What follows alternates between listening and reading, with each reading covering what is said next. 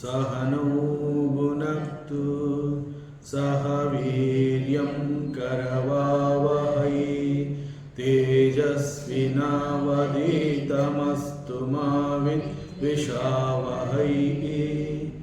ओम शांति शांति शांति। ಶ್ರೀಕೃಷ್ಣ ಸರ್ವೂ ನಿನ್ನ ಸೇವೆಯಾಗಲಿ ಸ್ವಾಮಿ. ಎಲ್ಲ ಆಧ್ಯಾತ್ಮ ಬಂಧುಗಳಿಗೂ ನಮಸ್ಕಾರ ಮತ್ತು ಶ್ರೀ ಚಿಕ್ಕಲಿಂಗೇಶ್ವರ ಸ್ವಾಮಿ ದೇವಸ್ಥಾನದ ಜ್ಞಾನಯಜ್ಞ ಶಾಲೆಗೆ ಸ್ವಾಗತ. ಧ್ವನಿ ಗುರುದೇವದಾಗಿರಲಿ, ವಿಚಾರ ಪರಮಾತ್ಮನದಾಗಿರಲಿ, ಹಾಗೂ ಇದು ನನ್ನದಲ್ಲದ ಕರ್ಮವಾಗಲಿ. ಭಾಗವತದಲ್ಲಿ ಫಸ್ಟ್ ಕ್ಯಾಂಟೋ ಅಂತಂದರೆ ಮೊದಲನೇ ಸ್ಕಂದದ 9ನೇ ಚಾಪ್ಟರ್ನಲ್ಲಿ ಬರುವಂತಹದ್ದು ಭೀಷ್ಮ ಸ್ತುತಿ. ಅದನ್ನು ಅಭ್ಯಾಸ ಮಾಡ್ತಾ ಇದ್ದೀವಿ. ಮೊದಲನೇದಾಗಿ ಮಂಗಳಾಚರಣೆ. ಜನ್ಮಾದ್ಯಸ್ಯ ಯತೋನ್ಮಯಾದಿತರತಃ ಚಾರ್ತೇಷ್ವಭಿಘ್ನಸ್ವರಾಟ್ ತೇನೇ ಬ್ರಹ್ಮಹೃದಾಯ ಆದಿಕವಯೇ ಮೊಹ್ಯಂತಿ ಯತ್ಸೂರಯಃ ತೇಜೋ ವಾರಿಮೃದಾಂ ಯಥಾ ವಿನಿಮಯಃ ಯತ್ರ ತ್ರಿಸರ್ಗೋ ಮೃಷಾ ಧಾಮ್ನಾ ಸ್ವೇನ ಸದಾ ನಿರಸ್ತಕುಹಕಂ ಸತ್ಯಂ ಪರಂ ಧೀಮಹಿ ನಾರಾಯಣಂ ನಮಸ್ಕೃತ್ಯ ನರಂ ಚೈವ ನರೋತ್ತಮಂ ದೇವೀಂ ಸರಸ್ವತೀಂ ವ್ಯಾಸಂ ತತೋ ಜಯಮುದೀರಯೇತ್ ತತೋ ಜಯಮುದೀರಯೇತ್.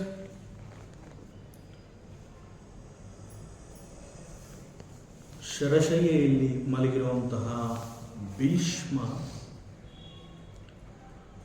ತನ್ನ ಕಣ್ಣೆದುರಿಗೆ ಪರಮಾತ್ಮ ಶ್ರೀಕೃಷ್ಣನನ್ನು ನೋಡ್ತಾನೆ. ಶ್ರೀಕೃಷ್ಣನ ಜೊತೆಯಲ್ಲಿ ಪಾಂಡವರು ಬಂದಿರ್ತಾರೆ, ಭಗವಾನ್ ವೇದವ್ಯಾಸ ಇರ್ತಾರೆ, ಅನೇಕ ದೊಡ್ಡ ದೊಡ್ಡ ಋಷಿಮುನಿಗಳೆಲ್ಲರೂ ಇರ್ತಾರೆ.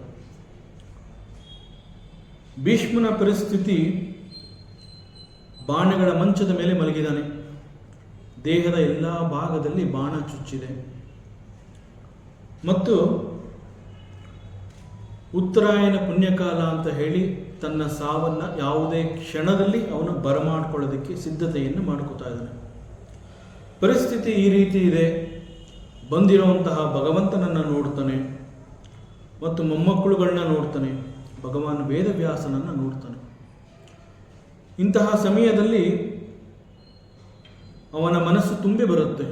ಬೇರೆ ಯಾವುದೇ ಒಂದು ಸಮಯ ಆಗಿದ್ದರೆ ಬಂದಿರುವಂತಹ ಭಗವಂತನನ್ನು, ಅವನ ಪಾದ ಚರಣಗಳನ್ನು ತೊಳೆದು ಆ ಚರಣಾಮೃತವನ್ನು ಕುಡಿದು ಅವರೆಲ್ಲರನ್ನ ಸ್ವಾಗತ ಮಾಡ್ತಾ ಇದ್ದ. ಆದರೆ ಈಗ ಪರಿಸ್ಥಿತಿ ಬೇರೆ ರೀತಿ ಇದೆ. ಅವನು ಶರಶಯ್ಯೆಯಲ್ಲಿ ಮಲಗಿದ್ದಾನೆ. ಜೀವನದ ಕೊನೆಯ ಕ್ಷಣಗಳನ್ನು ನಿರೀಕ್ಷೆ ಮಾಡ್ತಾ ಇದ್ದಾನೆ. ಏನೂ ಮಾಡಲಾಗದಂತಹ ಈ ಸ್ಥಿತಿಯಲ್ಲಿ ಬಂದಿರುವಂತಹ ಪರಮಾತ್ಮನಿಗೆ ನಾನು ಏನಾದರೂ ಒಂದು ಅವನಿಗೆ ಸಲ್ಲಿಸಬೇಕು. ಪರಮಾತ್ಮನಿಗೆ ನಾನು ಏನೋ ಒಂದು ನನ್ನ ಕೈಲಾಗಿರುವಂತಹ ಆಗುವಂತಹ ಯಾವುದೇ ಒಂದು ಸೇವೆಯನ್ನು ನಾನು ಭಗವಂತನಿಗೆ ಅರ್ಪಿಸಬೇಕು ಅಂತ ಹೇಳಿ ಪರಮಾತ್ಮನನ್ನು ನೋಡಿ, ಪರಮಾತ್ಮನ ಗುಣ, ಮಹಿಮೆ, ಲೀಲೆ ಎಲ್ಲವನ್ನ ತಿಳಿದಿರುವಂತಹ ಭೀಷ್ಮ ಶ್ರೀಕೃಷ್ಣನನ್ನು ಸ್ತುತಿ ಮಾಡ್ತಾನೆ. ಅದನ್ನು ಭೀಷ್ಮ ಸ್ತುತಿ. ಪರಮಾತ್ಮ ಶ್ರೀಕೃಷ್ಣನನ್ನು ಸ್ತುತಿ ಮಾಡಬೇಕಾದ್ರೆ ಒಂದು ಮಾತು ಹೇಳಿರ್ತಾನೆ. ಅವನು ಸ್ವಸುಖಿ ಅಂತ ಕರೆದಿರ್ತಾನೆ ಪರಮಾತ್ಮನನ್ನು. ಈ ವಿಚಾರವನ್ನು ಮಾತನಾಡ್ತಾ ಇದ್ವಿ. ಸ್ವಸುಖಿ ಅಂತ ಹೇಳಿದಾಗ ಇಲ್ಲಿ ಸ್ವ ಅನ್ನುವಂತಹದ್ದು ಆತ್ಮನನ್ನ ಕುರಿತು ಹೇಳಿರುವಂತಹದ್ದು. ಸುಖಿ ಅಂತಂದ್ರೆ ಸುಖ ಮತ್ತು ಆನಂದವನ್ನು ಅನುಭವಿಸ್ತಾ ಇರುವಂತಹದ್ದು. ಸೊ ಆತ್ಮ ಅನ್ನುವಂತಹದ್ದು ನಮ್ಮ ವೇದಾಂತ ಮತ್ತು ನಮ್ಮ ಶಾಸ್ತ್ರ ಏನು ಹೇಳುತ್ತೆ ಅಂತಂದ್ರೆ, ಆತ್ಮ ಈಸ್ ಎವ್ರಿಥಿಂಗ್. ಆತ್ಮ ಈಸ್ ಎವ್ರಿಥಿಂಗ್, ಆತ್ಮ ಈಸ್ ಸರ್ವಸ್ವ. ಆತ್ಮನನ್ನು ಹೊರತುಪಡಿಸಿದರೆ ಉಳಿದ ಎಲ್ಲವೂ ಕೂಡ ಅನಾತ್ಮ. ಆ ಅನಾತ್ಮ ಅನ್ನುವಂತಹದ್ದು ಅಶಾಶ್ವತ. ಅದು ಯಾವುದೂ ಕೂಡ ಶಾಶ್ವತವಲ್ಲ. ಶಾಶ್ವತವಲ್ಲದ ಯಾವುದನ್ನು ಕೂಡ ನಾವು ನಮ್ಮ ಹತ್ರ ಇಟ್ಕೊಳ್ಳೋಕ್ಕಾಗದೇ ಇಲ್ಲ. ಯಾವುದೇ ಕ್ಷಣದಲ್ಲಿ ಅದು ನಮ್ಮಿಂದ ಕೈ ತಪ್ಪಿ ಹೋಗುವಂತಹದ್ದು. ಸೊ ಆತ್ಮ ಈಸ್ ಸರ್ವಸ್ವ ಅಂತ ಹೇಳಿದಾಗ ಆತ್ಮನನ್ನು ನಾವು ಪಡೀಬೇಕು ಅನ್ನುವಂತಹದ್ದು, that is the expectation of the Vedanta. So ಈ ಅರ್ಥದಲ್ಲಿ ಭೀಷ್ಮ ಶ್ರೀಕೃಷ್ಣನನ್ನು ಸ್ವಸುಖಿ ಅಂತ ಕರೆದಿದ್ದಾರೆ. ಸೊ ಆತ್ಮ ಈಸ್ ಎವ್ರಿಥಿಂಗ್, ಆತ್ಮ ಈಸ್ ಸರ್ವಸ್ವ ಅಂತ ಹೇಳಿದಾಗ ಈ ವಿಚಾರವನ್ನು ನಾವು ಶಾಸ್ತ್ರದಲ್ಲಿ ಓದಿರ್ತೀವಿ, ಗ್ರಂಥಗಳಲ್ಲಿ ಓದಿರ್ತೀವಿ, ಗುರು ಹಿರಿಯರುಗಳೆಲ್ಲ ಹೇಳಿರ್ತಾರೆ. ಆತ್ಮ ಈಸ್ ಎವ್ರಿಥಿಂಗ್, ಇಟ್ ಈಸ್ ಸರ್ವಸ್ವ. ಆತ್ಮನನ್ನು ನೀನು ಪಡ್ಕೊಂಡೆ ಅಂತಂದರೆ ನಿನಗೆ ಮತ್ತೆ ಇನ್ನೇನು ಬೇಡ ಅನ್ನುವಂತಹ ವಿಚಾರವನ್ನು ಹೇಳಿರ್ತಾರೆ. ಆದರೆ ಅದನ್ನು ನಾವು ಎಷ್ಟರ ಮಟ್ಟಿಗೆ ಅರ್ಥ ಮಾಡ್ಕೊಂಡಿರ್ತೀವಿ, ಅದನ್ನು ನಾವು ನಮ್ಮ ಬದುಕಿನಲ್ಲಿ ಎಷ್ಟರ ಮಟ್ಟಿಗೆ ಆತ್ಮ ಬೇಕು ಅನ್ನುವಂತಹ ಒಂದು ಕೂಗು ನಮ್ಮಲ್ಲಿರುತ್ತೆ ಅನ್ನುವುದರ ಮೇಲೆ ಆತ್ಮ ಅನ್ನುವಂತಹದ್ದು ನಮಗೆ ಅರ್ಥವಾಗುತ್ತೆ. ಇಲ್ಲಿ ಆತ್ಮ ಈಸ್ ಎವ್ರಿಥಿಂಗ್ ಅಂತ ಹೇಳಿದಾಗ ನಮ್ಮ ಸ್ವಾಮೀಜಿಯವರು ಒಂದು ಕಥೆ ಹೇಳ್ತಾ ಇದ್ರು. ಆತ್ಮ ಈಸ್ ಎವ್ರಿಥಿಂಗ್ ಅಂತ ಹೇಳಿದಾಗ ಆತ್ಮನನ್ನು ನೀನು ಬಯಸಿದ್ರೆ ನಿನಗೆಲ್ಲವೂ ಸಿಗತ್ತೆ ಅಂತಂದ ಮೇಲೆ ನೀನು ಸುಖಕ್ಕಾಗಿ ಆ ಸುಖ ಅನ್ನುವಂತಹದ್ದು ನಿನ್ನಿಂದ ಹೊರಗಡೆ ಇದೆ ಅಂತ ತಿಳ್ಕೊಂಡು ಅದನ್ನು ನೀನು ಎಕ್ಸ್ಪೆಕ್ಟ್ ಮಾಡುವಂತಹ ಅವಶ್ಯಕತೆನೇ ಇಲ್ಲ. ಒಂದು ಸಲ ನಿನಗೆ ಆತ್ಮ ಅನ್ನುವಂತಹದ್ದು ಸಿಕ್ಕಿದ್ರೆ ಅದು ನಿನಗೆ ಎಲ್ಲವನ್ನ ಕೊಡುತ್ತೆ. ಹೀಗೆ ಹೇಳಿದಾಗ ಒಬ್ಬ ಮನುಷ್ಯನನ್ನ ಒಂದು ಕೋಣೆಯೊಳಗಡೆ ಇರಿಸಿ ಶಾಸ್ತ್ರ ಹೇಳುತ್ತೆ, ವೇದಾಂತ ಹೇಳುತ್ತೆ ಆತ್ಮ ಈಸ್ ಎವ್ರಿಥಿಂಗ್. ಆದ್ದರಿಂದ ಆತ್ಮನನ್ನು ಹೊರತುಪಡಿಸಿ ನೀ ಇನ್ಯಾವುದನ್ನೋ ಬಯಸಬೇಡ ಅಂತ ಹೇಳಿ ನಿನಗೆ ಊಟ ಆಗಲಿ, ತಿಂಡಿ ಆಗಲಿ, ಅನ್ನ ಆಹಾರಗಳು, ನೀರು, ಇದು ಯಾವುದು ಬೇಡ. ಕೇವಲ ಆತ್ಮನನ್ನು ನೀನು ಇಷ್ಟಪಡು ಅಂತ ಹೇಳಿ ಅವನನ್ನು ಒಂದು ಕೋಣೆಯೊಳಗಡೆ ಇಟ್ಟರೆ,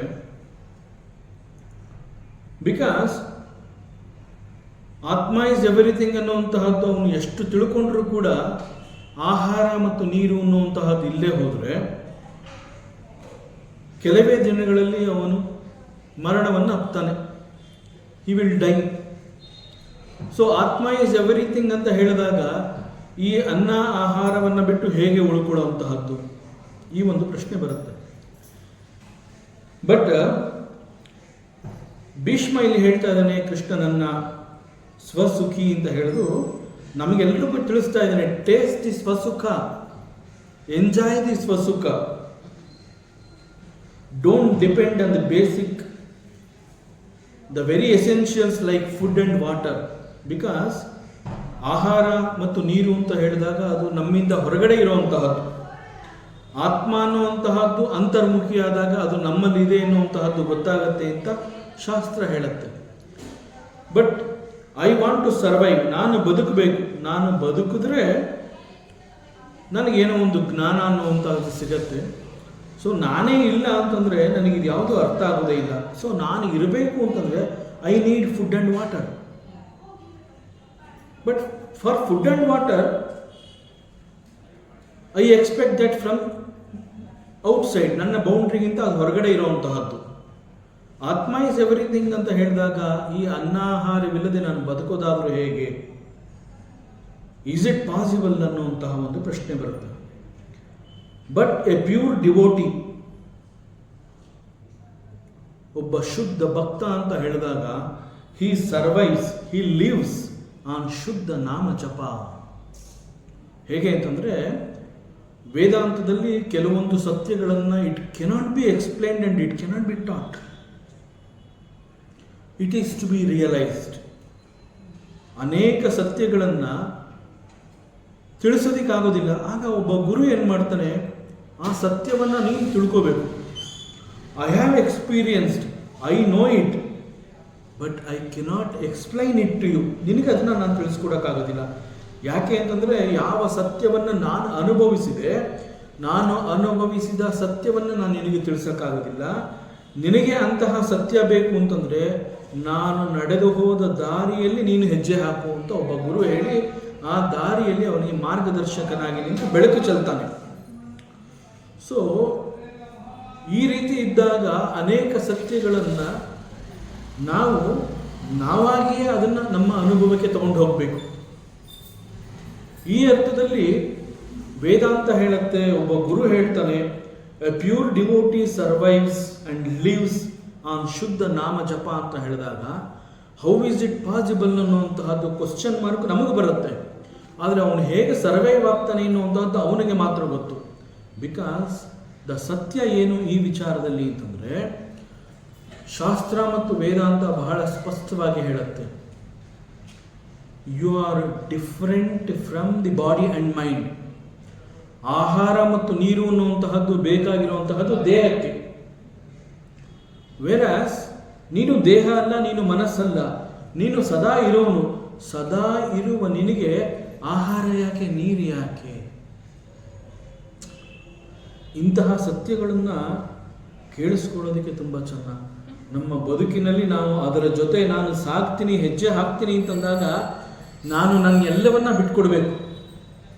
ನಾನು ನನ್ನ ಎಲ್ಲವನ್ನ ಬಿಟ್ಕೊಟ್ಟಾಗ what remains with me is the pure consciousness. ಅದಕ್ಕೆ ಸನ್ಯಾಸಿ ಅಂತ ಹೇಳಿದಾಗ, ಸನ್ಯಾಸ ಅಂತಂದರೆ ಆ ಎಲ್ಲವನ್ನ ನ್ಯಾಸ ಬಿಟ್ಕೊಡುವಂತಹದ್ದು. ಸಮ್ಯಕ್ ನ್ಯಾಸ. ಸಮ್ಯಕ್ ಅಂತಂದರೆ ಸರಿಯಾಗಿ ಎಲ್ಲವನ್ನ, ಯಾವುದನ್ನು ನಾನು ನನ್ನೊಟ್ಟಿಗೆ ಇಟ್ಕೊಂಡಿಲ್ಲ. ಯಾವುದಾದ್ರೂ ನನ್ನ ಜೊತೆ ಇದೆ ಅಂತಂದರೆ ಅವೆಲ್ಲ ಉಪಾಧಿಗಳು. ಉಪಾಧಿ ಅಂತಂದ್ರೆ ಏನು? ನಾನು I am depending on it. ಒಂದು ಮನೆ ಇರ್ಬೋದು, ಆಸ್ತಿ ಇರ್ಬೋದು, ಹೆಂಡತಿ ಮಕ್ಕಳು, ಸ್ನೇಹ ಸಂಬಂಧ, ಮನೆ ಮಠ, ನನ್ನ ಬ್ಯಾಂಕ್ ಬ್ಯಾಲೆನ್ಸ್, ಇವೆಲ್ಲ ನನ್ನ ಉಪಾಧಿಗಳು. ಅವೆಲ್ಲವನ್ನ ಇಟ್ಕೊಂಡು ಇವೆಲ್ಲ ನಂದು ಅಂತ ಭಾವಿಸಿ ಅವುಗಳನ್ನು ನನ್ನೊಟ್ಟಿಗೆ ಇಟ್ಕೊಂಡು ಅವುಗಳ ಜೊತೆಯಲ್ಲಿ ನಾನು ಬದುಕುವಂತಹ ಪ್ರಯತ್ನವನ್ನು ನಾನು ಮಾಡ್ತೀನಿ. ಆಮೇಲೆ ಅವುಗಳೆಲ್ಲ ದೂರ ಆಗ್ತಾ ಆಗ್ತಾ ನಾನು ನೋವನ್ನು ಅನುಭವಿಸ್ತೀನಿ. ಸೊ ಈ ಉಪಾಧಿಗಳು ಯಾವುದು ನನಗೆ ಬೇಡ. ಯಾಕೆಂತಂದ್ರೆ ಯಾವುದೇ ಉಪಾಧಿ ಆದರೂ ಕೂಡ ಆ ಉಪಾಧಿಯ ಮೇಲೆ ನಾನು ನನ್ನ ನಂಬಿಕೆಯನ್ನು ಬೆಳೆಸ್ಕೊಂಡ್ರೆ ಯಾವುದೇ ಕ್ಷಣದಲ್ಲಿ ಅದು ನನಗೆ ನೋವನ್ನು ಕೊಡುತ್ತೆ. ಇನ್ಸ್ಟೆಡ್ ಆಫ್ ಎಕ್ಸ್ಪೀರಿಯನ್ಸಿಂಗ್ ದಿ ನೋವು, ಲೆಟ್ ಮೀ ಸ್ಯಾಕ್ರಿಫೈಸ್, ಇವೆಲ್ಲವನ್ನು ನಾನು ಬಿಟ್ಕೊಟ್ಬಿಡೋಣ, ನನಗಿದು ಯಾವುದು ಬೇಡ. ದಟ್ ಈಸ್ ಸಮ್ಯಕ್ ನ್ಯಾಸ, ಸನ್ಯಾಸ. ಸೊ ಈ ಅರ್ಥದಲ್ಲಿ ವೇದಾಂತ ಏನು ಹೇಳುತ್ತೆ ಅಂತಂದರೆ, it cannot be explained and taught to you, it is to be understood. ಇದು ನಿನ್ನ ಜ್ಞಾನಕ್ಕೆ ಸಿಗುವಂತಹ ವಿಚಾರ. And this is the expectation of the Vedanta. Vedanta ಏನು ಹೇಳುತ್ತೆ ಅಂತಂದರೆ, ಅನೇಕ ಸಂದರ್ಭಗಳಲ್ಲಿ ಬಹಳ ಕಠಿಣವಾಗಿ, ಕಠೋರವಾಗಿ ನಮ್ಮ ಜೊತೆ ವರ್ತಿಸುತ್ತೆ. ಅದು ರಾಮಕೃಷ್ಣಾಶ್ರಮದಲ್ಲಿ ಒಬ್ಬರು ಸ್ವಾಮೀಜಿಗಳ ಹತ್ರ ಒಬ್ಬ ಡಿವೋಟಿ ಬಂದು ತನ್ನ ಕಷ್ಟವನ್ನು ಅವ್ರ ಹತ್ರ ಏನೋ ಹೇಳ್ಕೊಳ್ಳೋ ಪ್ರಯತ್ನವನ್ನು ಮಾಡ್ತಾನೆ. ಆಗ ಆ ಸ್ವಾಮೀಜಿ ಹೇಳ್ತಾರೆ, I am not interested in you. ಹಾಗೆ ಹೇಳಿದಾಗ ಆ ಡಿವೋಟಿ ಬಹಳ ಬೇಜಾರು ಮಾಡಿಕೊಂಡು ದುಃಖದಿಂದ ವಾಪಸ್ ಹೊರಟೋಗ್ತಾನೆ. ಆಮೇಲೆ ಜೊತೆಯಲ್ಲಿದ್ದವ್ರು ಕೇಳ್ತಾರೆ, ಸ್ವಾಮೀಜಿ ಅವರು ನಿಮ್ಮನ್ನು ನೋಡಿ ನೀವೇನಾರು ಸಮಾಧಾನ ಮಾಡ್ತೀರಾ ಅಂತ ಅಂದ್ಕೊಂಡೇ ಅವ್ರು ಬಂದಿದ್ದರು, ನೀವು ಹಿಂಗೆ ಹೇಳ್ಬಿಟ್ರಲ್ಲ. ಆಗ ಸ್ವಾಮೀಜಿ ಹೇಳ್ತಾರೆ, ಕರೆಕ್ಟು, ಅವನಿವತ್ತು ಕಷ್ಟ ಹೇಳ್ಕೊಟ್ಟಾಗ ನಾನು ಸಮಾಧಾನ ಮಾಡಿದ್ರೆ ಅದು ಇವತ್ತಿಗೆ ಅವನಿಗೆ ಸಮಾಧಾನ ಆಗುತ್ತೆ, ಮತ್ತೆ ಅವನಿಗೆ ನಾಳೆ ಇನ್ನೊಂದು ಪ್ರಾಬ್ಲಮ್ ಬರುತ್ತೆ, ತಿರ್ಗಾ ನನ್ನ ಹತ್ರ ಬರ್ತಾನೆ. So I am not interested in his sufferings, I am interested in his liberation. ಅವನ ಬಂಧನದಲ್ಲಿ ನನಗೆ ಆಸಕ್ತಿ ಇಲ್ಲ, ಅವನು ಮೋಕ್ಷವನ್ನು ಗಳಿಸಬೇಕು ಅನ್ನುವಂತಹದ್ದು ನನ್ನ ಆಸಕ್ತಿ. ಸೊ ನಾನು ಅದಕ್ಕೆ ಆ ಥರ ಕಠಿಣವಾಗಿ ಹೇಳಿದೆ. ಅಂದರೆ ಈ ಒಬ್ಬ ಗುರುವಿನ ಮಾತುಗಳನ್ನ, ವೇದಾಂತವನ್ನು, ಶಾಸ್ತ್ರವನ್ನು ಅರ್ಥ ಮಾಡ್ಕೋಬೇಕು ಅಂತಂದರೆ ಮನಸ್ಸು ಬಹಳ ನಿರ್ಮಲವಾಗಿರಬೇಕು, ಬಹಳ ಶುದ್ಧವಾಗಿರಬೇಕು. ಮನಸ್ಸಿನಲ್ಲಿ ಯಾವ ರೀತಿಯ ಒಂದು ದೋಷ ಅನ್ನುವಂತಹದ್ದಿದ್ರೆ ಅನೇಕ ಸತ್ಯಗಳು ನಮಗೆ ಅರ್ಥ ಆಗೋದಿಲ್ಲ. ಈ ಅರ್ಥದಲ್ಲಿ ಭೀಷ್ಮ ಕೃಷ್ಣನನ್ನ ಸ್ವಸುಖಿ ಅಂತ ಹೇಳ್ತಾನೆ, ಮತ್ತು ಭೀಷ್ಮ ನಮಗೆಲ್ಲ ಹೇಳ್ತಾನೆ, ಯು ಟೇಸ್ಟ್ ದಿ ಸ್ವಸುಖ, ಸ್ವಸುಖವನ್ನು ನೀನು ಅನುಭವಿಸು. ಪರಮಾತ್ಮ ಶ್ರೀಕೃಷ್ಣ ಈ ಹಿಮ್ಸೆಲ್ಫ್ ಇಸ್ ಆತ್ಮ ಸುಖಿಯವನು, ಆತ್ಮ ಸುಖಿಯವನು. ಅಂತಹ ಅನುಭವವನ್ನು ನೀವು ಎಲ್ಲ ಪಡ್ಕೋಬೇಕು ಅಂತಂದಾಗ ಆತ್ಮವೇ ಎಲ್ಲ ಅನ್ನುವಂತಹದ್ದನ್ನು ನಾವು ತುಂಬ ಹೃದಯದಿಂದ ನಾವು ಅದನ್ನು ನಮ್ಮದಾಗಿಸ್ಕೋಬೇಕು. ಸೊ ಆಗ ಅದಕ್ಕೆ ವೇದಾಂತ ಹೇಳುತ್ತೆ, it is to be realised, it cannot be taught ಅಂತ ಹೇಳುತ್ತೆ. So that is the expectation of the Vedanta. Every devotee should reach this level ಅನ್ನುವಂತಹದ್ದು ನಮ್ಮ ಶಾಸ್ತ್ರದ ನಂಬಿಕೆ. ನಮ್ಮ ಧರ್ಮ ಇವತ್ತು ನಿಂತಿರುವಂತಹದ್ದೇ ಸರ್ವೇ ಜನ ಸುಖಿನೋ ಭವಂತು ಅಂತ. ಯಾಕೆ ಒಂದು ಶಾಂತಿ ಮಂತ್ರದಲ್ಲಿ ಅದು ಹೇಳ್ತಾರೆ ಅಂತಂದರೆ, that is the expectation of our dharma and the shastra, that every one here whoever comes to this world, ಜೀವ ಅಂತ ತಗೊಂಡು ಬಂದಿರುವಂತಹ ಪ್ರತಿಯೊಬ್ಬರೂ ಸಂಪೂರ್ಣವಾಗಿ ತಮ್ಮ ಬದುಕನ್ನು ಸಂತೋಷದಿಂದ ಅನುಭವಿಸಿ ಅವರು ಕರ್ಮಗಳನ್ನು ಮಾಡಬೇಕು. That is the expectation of the Vedanta. ಯಾರೂ ಕೂಡ ಇಲ್ಲಿ ಆ ನೋವು, ಆ ಸಂಕಟಗಳನ್ನು ಅನುಭವಿಸಬೇಕು ಅನ್ನುವಂತಹದ್ದು ಯಾರೂ ಇಷ್ಟಪಡೋದಿಲ್ಲ. ಆದ್ದರಿಂದ ಪ್ರಾರ್ಥನೆಯಲ್ಲಿ ನಾವು ದಿನನಿತ್ಯ ಅದೇ ಕೇಳ್ಕೊತೀವಿ, ಸರ್ವೇ ಜನ ಸುಖಿನೋ ಭವಂತು. ಯಾಕೆಂತಂದರೆ ಪ್ರತಿಯೊಬ್ಬರೂ ಸುಖವಾಗಿರಬೇಕು ಅನ್ನುವಂತಹದ್ದು. ಇದರಿಂದ ಕೂಡ ಒಂದು ಬಹಳ ದೊಡ್ಡ ಸತ್ಯನೇ ಇದೆ. ಯಾಕೆ ಪ್ರತಿಯೊಬ್ಬರೂ ಸಂತೋಷವಾಗಿದ್ದರೆ ನನಗೇನು ಸಿಗುತ್ತೆ, ನಾ ಯಾಕೆ ಕೇಳ್ಕೋಬೇಕು ಅಂತಂದರೆ, the every other person is none other than me. ನಾವಿಲ್ಲೆಲ್ಲ ಏನು ನೋಡ್ತಾ ಇದ್ದೀವಿ, it's all the names and forms, ದೃಶ್ಯ ವಸ್ತುಗಳು ಅಂತ ಹೇಳ್ತೀವಿ. And these names and forms, ಈ ಎಲ್ಲ ದೃಶ್ಯ ವಸ್ತುಗಳು none other than the reflections of the same Bhagavanta, same Paramatma. So ಅದರಿಂದ ನನ್ನ ಕಣ್ಣಿಗೆ ಬಿದ್ದಂತಹ ಒಬ್ಬ ವ್ಯಕ್ತಿ ನರಳ್ತಾ ಇದ್ದಾನೆ ಅಂತಂದಾಗ ನನಗೆ ನೋಡೋಕ್ಕಾಗೋದಿಲ್ಲ. ಸೊ ಐ ಪ್ರೇ ಸರ್ವೇ ಜನ ಸುಖಿನೋ ಭವಂತು. ಸೊ ಈ ಅರ್ಥದಲ್ಲಿ ಭೀಷ್ಮ ಶ್ರೀಕೃಷ್ಣನನ್ನು ಆತ್ಮಸುಖಿ ಅಂತ ಕರೆದಿದ್ದಾನೆ. ಮತ್ತು ಪರಮಾತ್ಮ ಶ್ರೀಕೃಷ್ಣನನ್ನು ಕುರಿತು ಭೀಷ್ಮ ಚಿಂತನೆ ಮಾಡಿರುವಂತಹ ರೀತಿಯಲ್ಲಿ ನಾವು ಕೂಡ ಒಂದು ಅವಲೋಕನ ಮಾಡುವಂತಹ ಪ್ರಯತ್ನವನ್ನು ಪಟ್ಟರೆ, ಭೀಷ್ಮ ಯಾವ ರೀತಿಯಲ್ಲಿ ಕೃಷ್ಣನನ್ನು ನೋಡಿದನು, ಕೃಷ್ಣ ಅಂತಂದರೆ ಭೀಷ್ಮನಿಗೆ ಅವನು ಏನಾಗಿದ್ದ, ಕೃಷ್ಣ ಅಂತಂದ್ರೆ ಏನು ಅನ್ನುವಂತಹದ್ದು ಭೀಷ್ಮನಿಗೆ ಹೇಗೆ ತಿಳಿದಿತ್ತು. ಸೊ ಭೀಷ್ಮನ ಚಿಂತನೆ ಕೃಷ್ಣನ ಬಗ್ಗೆ ಯಾವ ರೀತಿ ಇತ್ತು ಅನ್ನುವಂತಹದ್ದು ನಾವು ಭೀಷ್ಮನನ್ನು ಕುರಿತು ಕೃಷ್ಣನನ್ನು ಕುರಿತು ಚಿಂತನೆ ಮಾಡಿದ್ರೆ ನಮಗೆ ಸಿಗುವಂತಹ ಸತ್ಯ ಯಾವುದಿರಬಹುದು. ಸೊ ಶ್ರೀಕೃಷ್ಣನ ರೂಪ ಅಂತಂದ್ರೆ ಏನು, ಶ್ರೀಕೃಷ್ಣನ ಫಾರ್ಮ್ ಅಂತ ನಾವೇನು ಹೇಳ್ತೀವಿ, ಅದು ಹೇಗಿರುತ್ತೆ? ಮೊಟ್ಟ ಮೊದಲಿಗೆ ಪರಮಾತ್ಮ ಶ್ರೀಕೃಷ್ಣ ಅಂತಂದ್ರೆ ಹಿ ಈಸ್ ಹೈಲಿ ಸ್ಪಿರಿಚುಯಲ್. ಪರಮಾತ್ಮ ಶ್ರೀಕೃಷ್ಣ ಅಂತ ಹೇಳಿದಾಗ ಅವನ ಮೊಟ್ಟ ಮೊದಲಿನ ರೂಪ, ನಾವು ಪರಮಾತ್ಮ ಶ್ರೀಕೃಷ್ಣ ಅಂತಂದರೆ ಅವನನ್ನು ಬಾಲಕೃಷ್ಣನಾಗೋ, ಒಬ್ಬ ಗೋಪಾಲಕನಾಗೋ, ಅಥವಾ ಅರ್ಜುನನಿಗೆ ಗೀತೋಪದೇಶವನ್ನು ತಿಳಿಸಿದಂತಹ ಗೀತಾಚಾರ್ಯನಾಗಿ, ಈ ರೀತಿಯೆಲ್ಲ ನಾವು ಶ್ರೀಕೃಷ್ಣ ಅಂತಂದಾಗ ಇಂತಹ ಅನೇಕ ಚಿತ್ರಗಳು, ಅನೇಕ ಫಾರ್ಮ್ಗಳು ನಮ್ಮ ಕಣ್ಣೆದುರುಗಡೆ ಬರುತ್ತೆ.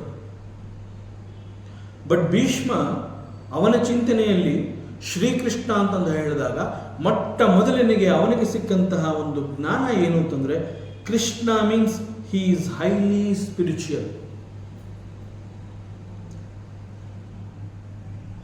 ಕೃಷ್ಣ ಅಂತಂದ್ರೆ ಅವನು ಹಿ ಈಸ್ ಚಿತ್ರೂಪ.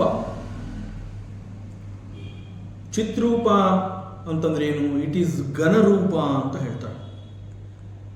ಇದೆಲ್ಲದರ ಜೊತೆಗೆ ಶ್ರೀಕೃಷ್ಣ ಅಂತಂದ್ರೆ he is full of ananda, blissful. So Shrikrishna ಅಂತಂದ್ರೆ ನಾವು ಇಡೀ ಕೃಷ್ಣನ ಚರಿತ್ರೆಯನ್ನು ನಾವು ನೆನಪು ಮಾಡಿಕೊಂಡ್ರೆ ಯಾವ ಸಂದರ್ಭದಲ್ಲೂ ಕೂಡ ಶ್ರೀಕೃಷ್ಣನ ತುಟಿಗಳಿಂದ ಆ ನಗು ಅನ್ನುವಂತಹದ್ದು ಮಾಯವಾಗಿರಲಿಲ್ಲ. He was never sad. ಎಂದೂ ಕೂಡ ಅವನಿಗೆ ದುಃಖ ಅನ್ನುವಂಥ ದುಃಖದ ಅನುಭವವೇ ಆಗಲಿಲ್ಲ. ಕೃಷ್ಣ ಅಂತಂದರೆ ಹಿ ಈಸ್ ಪರಮ ಸುಖಿ, ಆನಂದ, ಆನಂದ ಸ್ವರೂಪಿ, ಆನಂದ, full of ananda. That is called ghanarupa. ಮತ್ತು full of ananda, that is his ghanarupa ಅಂತಂದ್ರೆ ಇಡೀ ವಿಶ್ವದಲ್ಲಿ, ಜಗತ್ತಿನಲ್ಲಿ ಸುಖ, ಸಂತೋಷ ಮತ್ತು ಆನಂದ ಅನ್ನುವಂತಹದ್ದು ಎಲ್ಲೆಲ್ಲಿದೆ, ಹೇಗಿದೆ, ಮತ್ತು ನಾನು ಸುಖವಾಗಿದ್ದೀನಿ, ನೀವು ಸುಖವಾಗಿದ್ದೀರಾ, ನನ್ನಲ್ಲಿ ಆನಂದ ಇದೆ, ನಿಮ್ಮಲ್ಲಿ ಆನಂದ ಇದೆ ಅಂತಂದ್ರೆ the source of all that ananda is Shri Krishna. ಆದ್ದರಿಂದ ಜ್ಞಾನಿಗಳ ದೃಷ್ಟಿನಲ್ಲಿ ಶ್ರೀಕೃಷ್ಣ ಮೀನ್ಸ್ ಈಸ್ ಸುಖರೂಪ. ಕೃಷ್ಣನ ರೂಪ, ಕೃಷ್ಣನ ಫಾರ್ಮ್ ಏನು ಅಂತ ಒಬ್ಬ ಜ್ಞಾನಿಯನ್ನ ಕೇಳಿದ್ರೆ is sukharupa. And he is the sukha aadhaara. He is ಆನಂದ ಘನ. ಘನ ಅಂತಂದ್ರೆ ಆಕ್ಚುಯಲ್ ಆಗಿ ಘನ ಮೀನ್ಸ್ ಸಾಲಿಡ್. ಸಾಲಿಡ್ ಅಂತಂದ್ರೆ ಏನು? ಒಳಗೆ ಹೊರಗೆ ಎಲ್ಲ ಕಡೆ ಫುಲ್ ಆಫ್ ದಟ್ ಓನ್ಲಿ. ಒಳಗಡೆ ಟೊಳ್ಳು ಅನ್ನುವಂತಹದ್ದೇನೂ ಇಲ್ಲ. ಒಳಗಡೆ ಹೊರಗಡೆ ಎಲ್ಲ ಅದೇ ಆಗಿರುವಂತಹದ್ದು. ದಟ್ ಈಸ್ ಕಾಲ್ಡ್ ಘನ, ಸಾಲಿಡ್. ಈಗ ಒಂದು ದಪ್ಪ ಚಿನ್ನದ ಒಂದು ಚೈನು ನಾವು ನೋಡ್ಬಿಟ್ಟು ಏನಿಷ್ಟು ದಪ್ಪ ಇದೆ ಬಟ್ ಭಾರನೇ ಇಲ್ಲ ಅಂತಂದ ನಾವು ಮಾತನಾಡಿದಾಗ ಹೇಳ್ತಾರೆ, ಇಲ್ಲ ಇಲ್ಲ ಒಳಗಡೆ ಎಲ್ಲ ಟೊಳ್ಳಿದೆ, ಮೇಲ್ಗಡೆ ದಪ್ಪಕ್ಕೆ ಮಾಡಿಸಿದ್ದೀವಿ. ಅದೇ ಸಣ್ಣ ಬಂಗಾರದ ಚೈನು ತುಂಬ ತೂಕ ಇರುತ್ತೆ. ಏನು ಇಷ್ಟೊಂದು ತೂಕ ಇದೆ, ನೋಡೋಕೆ ಎಷ್ಟು ಸಣ್ಣದಾಗಿದೆ ಅಂತಂದರೆ ಇಲ್ಲ, ಅದು ಸಾಲಿಡ್. ಅದು ಸೊ ಸಾಲಿಡ್ ಅಂದರೆ ಆ ಅರ್ಥ, ಘನ, full of that. So Shrikrishna ಒಂದು ಘನರೂಪ ಅಂತಂದರೆ he is full of ananda. Ananda here there everywhere. ಅದಕ್ಕೆ ಇಡೀ ವಿಶ್ವದಲ್ಲಿ ಈ ಆನಂದ ಅನ್ನುವಂತಹದ್ದು ಎಲ್ಲೆಲ್ಲಿ ಯಾವ ರೂಪದಲ್ಲಿದೆ, ನನ್ನಲ್ಲಿದೆಯಾ, ನಿಮ್ಮಲ್ಲಿದೆಯಾ, ಅಲ್ಲಿದೆಯಾ, ಇಲ್ಲಿದೆಯಾ, ಎವ್ರಿಥಿಂಗ್ ಇಸ್ ಬ್ಲಿಸ್ಫುಲ್. ಎಲ್ಲಿ ನೋಡಿದ್ರಲ್ಲಿ ಸಂತೋಷ, ಎಲ್ಲಿ ನೋಡಿದ್ರಲ್ಲಿ ಆನಂದ. ಅಂತಹ ಅನುಭವ ಆಗ್ತಾ ಇರುವಾಗ ಆ ನೋವು, ಸಂಕಟ, ದುಃಖ ಅನ್ನುವಂತಹದ್ದು ನಮ್ಮ ಬಳಿ ಸುಳಿಯದೇ ಇಲ್ಲ. ಮನಸ್ಸು ಉಲ್ಲಾಸವಾಗಿರುತ್ತೆ. ಈ ಎಲ್ಲ ಸಂತೋಷ, ಸುಖ, ಆನಂದ is because of Shri Krishna. Because that is his ghanarupa. The source of all such ananda is Shri Krishna. ಹೀಗೆ ಹೇಳ್ತಾರೆ ಜ್ಞಾನಿಗಳು. ಸೊ ಅದರಿಂದ ಶ್ರೀಕೃಷ್ಣನನ್ನ ಹಾಡಿ ಹೊಗಳಿ ಗುಣಗಾನ ಮಾಡಬೇಕು ಅಂತಂದ್ರೆ ಹೀ ಇಸ್ ಸುಖರೂಪ, ಹೀ ಇಸ್ ಸುಖ ಆಧಾರ. ಆಧಾರ ಅಂತಂದ್ರೆ ಬಿಕಾಸ್ ಆಫ್ ದಟ್ ಅಂತ ನಾವೇನು ಹೇಳ್ತೀವಿ ಆ ಅರ್ಥವನ್ನು ಕೊಡುತ್ತೆ. ಉದಾಹರಣೆಗೆ ಸಕ್ಕರೆ ಅಂತ ಹೇಳಿದಾಗ ನಮ್ಮೆಲ್ರಿಗೂ ಗೊತ್ತು ಇಟ್ ಈಸ್ ಸಿಹಿ. ಸಕ್ಕರೆ ಅಂತಂದ್ರೆ ಕಣ್ಣು ಮುಚ್ಕೊಂಡು ಹೇಳ್ಬೋದು ಅದು ಸಿಹಿಯಾಗಿರುತ್ತೆ ಅಂತ. ಕಣ್ಣು ಬಿಟ್ಕೊಂಡು ಅದನ್ನು ತಿನ್ನಬೇಕು ಅಂತ ಏನಿಲ್ಲ. ಸಕ್ಕರೆ ಕೊಡ್ತಾ ಇದ್ದೀನಿ ಅಂತ ಹೇಳಿ ಅದನ್ನ ಬಾಯಿಗೆ ಹಾಕೊಂಡ ತಕ್ಷಣ ಅದು ಸಿಹಿಯ ಅನುಭವವನ್ನು ಕೊಡುತ್ತೆ. ಅದೇ ಸಕ್ಕರೆಯನ್ನು ಉಪಯೋಗಿಸಿ ಅನೇಕ ಬೇರೆ ಬೇರೆ ತಿಂಡಿಗಳನ್ನು ನಾವು ಮಾಡ್ತೀವಿ. ಜಿಲೇಬಿ, ಜಾಂಗೀರು, ಜಾಮೂನು ಎಲ್ಲವನ್ನು ಮಾಡ್ತೀವಿ. ಬೇರೆ ಪದಾರ್ಥವನ್ನು ಮಾಡಿದಾಗ ಆ ಸಕ್ಕರೆಯನ್ನು ನಾವು ಯೂಸ್ ಮಾಡಿರ್ತೀವಿ. ಸಕ್ಕರೆ ತನ್ನ ರೂಪವನ್ನು ಅಲ್ಲಿ ಕಳ್ಕೊಂಡಿರುತ್ತೆ, ತನ್ನ ಗುಣವನ್ನು ಅಲ್ಲಿ ಹಂಚಿರುತ್ತೆ. ತನ್ನ ರೂಪವನ್ನು ಕಳೆದುಕೊಂಡು ಆ ಸಕ್ಕರೆ ತನ್ನ ಗುಣವನ್ನು ಬೇರೆ ಬೇರೆ ಪದಾರ್ಥಗಳಿಗೆ ಕೊಟ್ಟಿರುತ್ತೆ. ಸೊ ಸಕ್ಕರೆ ತಿಂದಾಗ ಅದು ಸಿಹಿಯಾಗಿತ್ತು ಅಂತ ಹೇಳಿರೋ ಅದೇ ವ್ಯಕ್ತಿಗೆ ಒಂದು ಜಾಮೂನೋ ಜಿಲೇಬಿನೋ ಕೊಟ್ಬಿಟ್ಟು ಹೇಗಿತ್ತು ಅಂತಂದ್ರೆ ಸಿಹಿಯಾಗಿದೆ ಅಂತ ಹೇಳ್ತಾರೆ. ಏನು ಸಕ್ಕರೆ ಕೊಟ್ರೆ ಅದನ್ನ ಸಿಹಿ ಅಂತ ಹೇಳ್ತೀಯ, ಆದರೆ ಈಗ ತಿಂದಿರೋದು ಜಾಮೂನು, ಇದು ಹೇಗೆ ಸಿಹಿ ಅಂತಂದ್ರೆ ಈ ಸಿಹಿಗೆ ಆಧಾರ ಈಸ್ ಸಕ್ಕರೆ. ಸೊ ಸುಖ ಮತ್ತು ಆನಂದ ಅದಕ್ಕೆ ಆಧಾರ ಅಂತಂದ್ರೆ that is Shrikrishna. So Krishna ಅಂತಂದ್ರೆ ದ ಘನರೂಪ ಅಂತಂದ್ರೆ that solidness of that ananda is because of Shri Krishna. Because of Shri Krishna we experience the joyfulness. So ಈ ಪ್ರಕಾರ ಕೃಷ್ಣ ಅಂತಂದ್ರೆ he is ಸುಖ ಆಧಾರ. ನಮಗೆ ಸುಖದ ಅನುಭವ ಆಗ್ತಾ ಇದೆ ಅಂತಂದ್ರೆ, ನಾನು ಸಂತೋಷವಾಗಿದ್ದೀನಿ ಅಂತಂದ್ರೆ ನನ್ನಲ್ಲಿ ಸಂತೋಷ ಇದೆ, ತೃಪ್ತಿ ಇದೆ, ಶಾಂತಿ ಇದೆ, ನನಗೀಗ ಸುಖ ಇದೆ ಅಂತಂದ್ರೆ ಶ್ರೀಕೃಷ್ಣ ಇಸ್ ಹಿಯರ್. ಯಾವ ಕ್ಷಣದಲ್ಲಿ ನಾನು ಅಳ್ತಾ ಇದ್ದೀನಿ, ನನ್ನಲ್ಲಿ ದುಃಖ ಇದೆ, ನನಗೆ ನೋವಿದೆ ಅಂತಂದ್ರೆ ಎಲ್ಲೋ ಒಂದ್ ಕಡೆ I am away from Krishna. ನಾನು ಪರಮಾತ್ಮನನ್ನ ಎಲ್ಲೋ ಮರ್ತಿದ್ದೀನಿ ಅನ್ಸುತ್ತೆ. ಪರಮಾತ್ಮನನ್ನ ಮರೆತು ಅವನನ್ನ ಬಿಟ್ಟು ನಾನು ಬದುಕುವಂತಹ ಪ್ರಯತ್ನವನ್ನು ಮಾಡ್ತಾ ಇದ್ದೀನಿ. ಅದಕ್ಕೆ ನಾನು ಇಷ್ಟು ಸಫರ್ ಮಾಡ್ತಾ ಇದ್ದೀನಿ.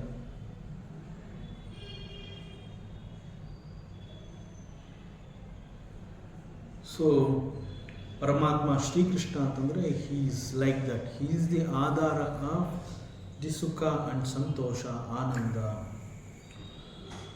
ಮತ್ತು ಭೀಷ್ಮದೇವ ಇಲ್ಲಿ ಮತ್ತೊಂದು ಶಬ್ದವನ್ನು ಉಪಯೋಗಿಸಿದ್ದಾರೆ, ಸ್ವಸುಖಂ. ಈ ಸ್ವಸುಖಂ ಅಂತ ಅವ್ರು ಹೇಳಬೇಕಾದ್ರೆ very ಟ್ಯಾಕ್ಟ್ಫುಲಿ he has used another word. ಅದರ ಜೊತೆಗೆ ಅನೇಕ ಪದಗಳಲ್ಲಿ ಒಂದು ಬಹು ದೊಡ್ಡ ತತ್ವವನ್ನೇ ಅದು ತಂದುಕೊಡುವಂತಹ ಪದವನ್ನು ಅವರು ಉಪಯೋಗಿಸಿದ್ದಾರೆ. A great philosophy of Krishna is brought out here by Bhishmadeva. ಕ್ವಚಿತ್ ವಿಹರ್ತುಂ ಪ್ರಕೃತಿಂ ಉಪೇಯುಷಿ ಯದ್ಭವ ಪ್ರವಾಹ.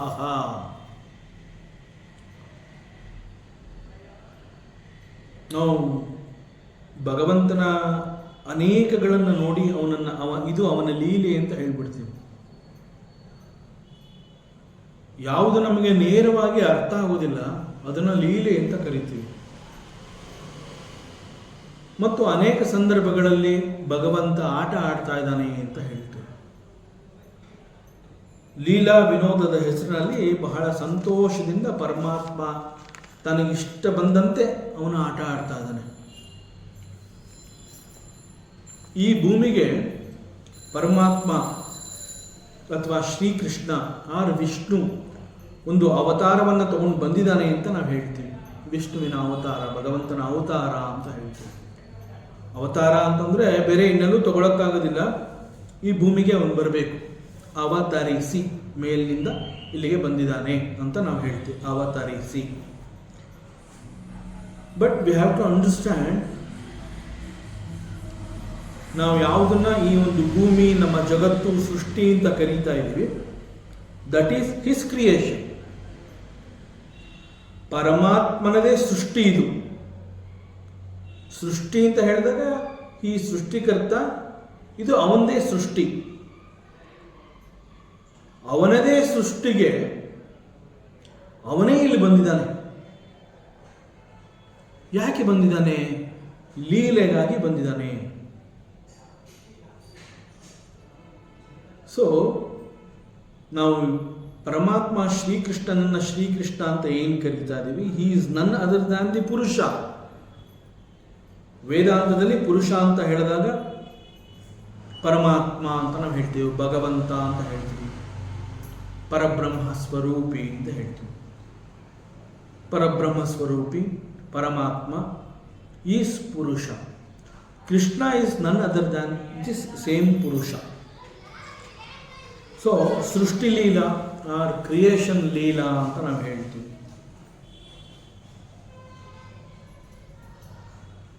What is it actually? ಜಗತ್ತಿನ ಸೃಷ್ಟಿ ಎನ್ನುವಂತಹದ್ದನ್ನು ನಾವು ಕೇಳಿ ತಿಳ್ಕೊತೀವಿ, ಕೆಲವೊಂದುಗಳನ್ನು ನೋಡಿ ತಿಳ್ಕೊತೀವಿ. ನಾವು ಇಡೀ ಜಗತ್ತು ಅಥವಾ ವಿಶ್ವವನ್ನು ಎಷ್ಟು ನೋಡ್ತೀವಿ, ಎಷ್ಟು ಕೇಳಿ ತಿಳ್ಕೊತೀವಿ, ಅದೆಲ್ಲಕ್ಕಿಂತ ಬಹಳ ದೊಡ್ಡದಾಗಿರುವಂತಹ ಸೃಷ್ಟಿ ಪರಮಾತ್ಮ ಮಾಡಿರುವಂತಹದ್ದು.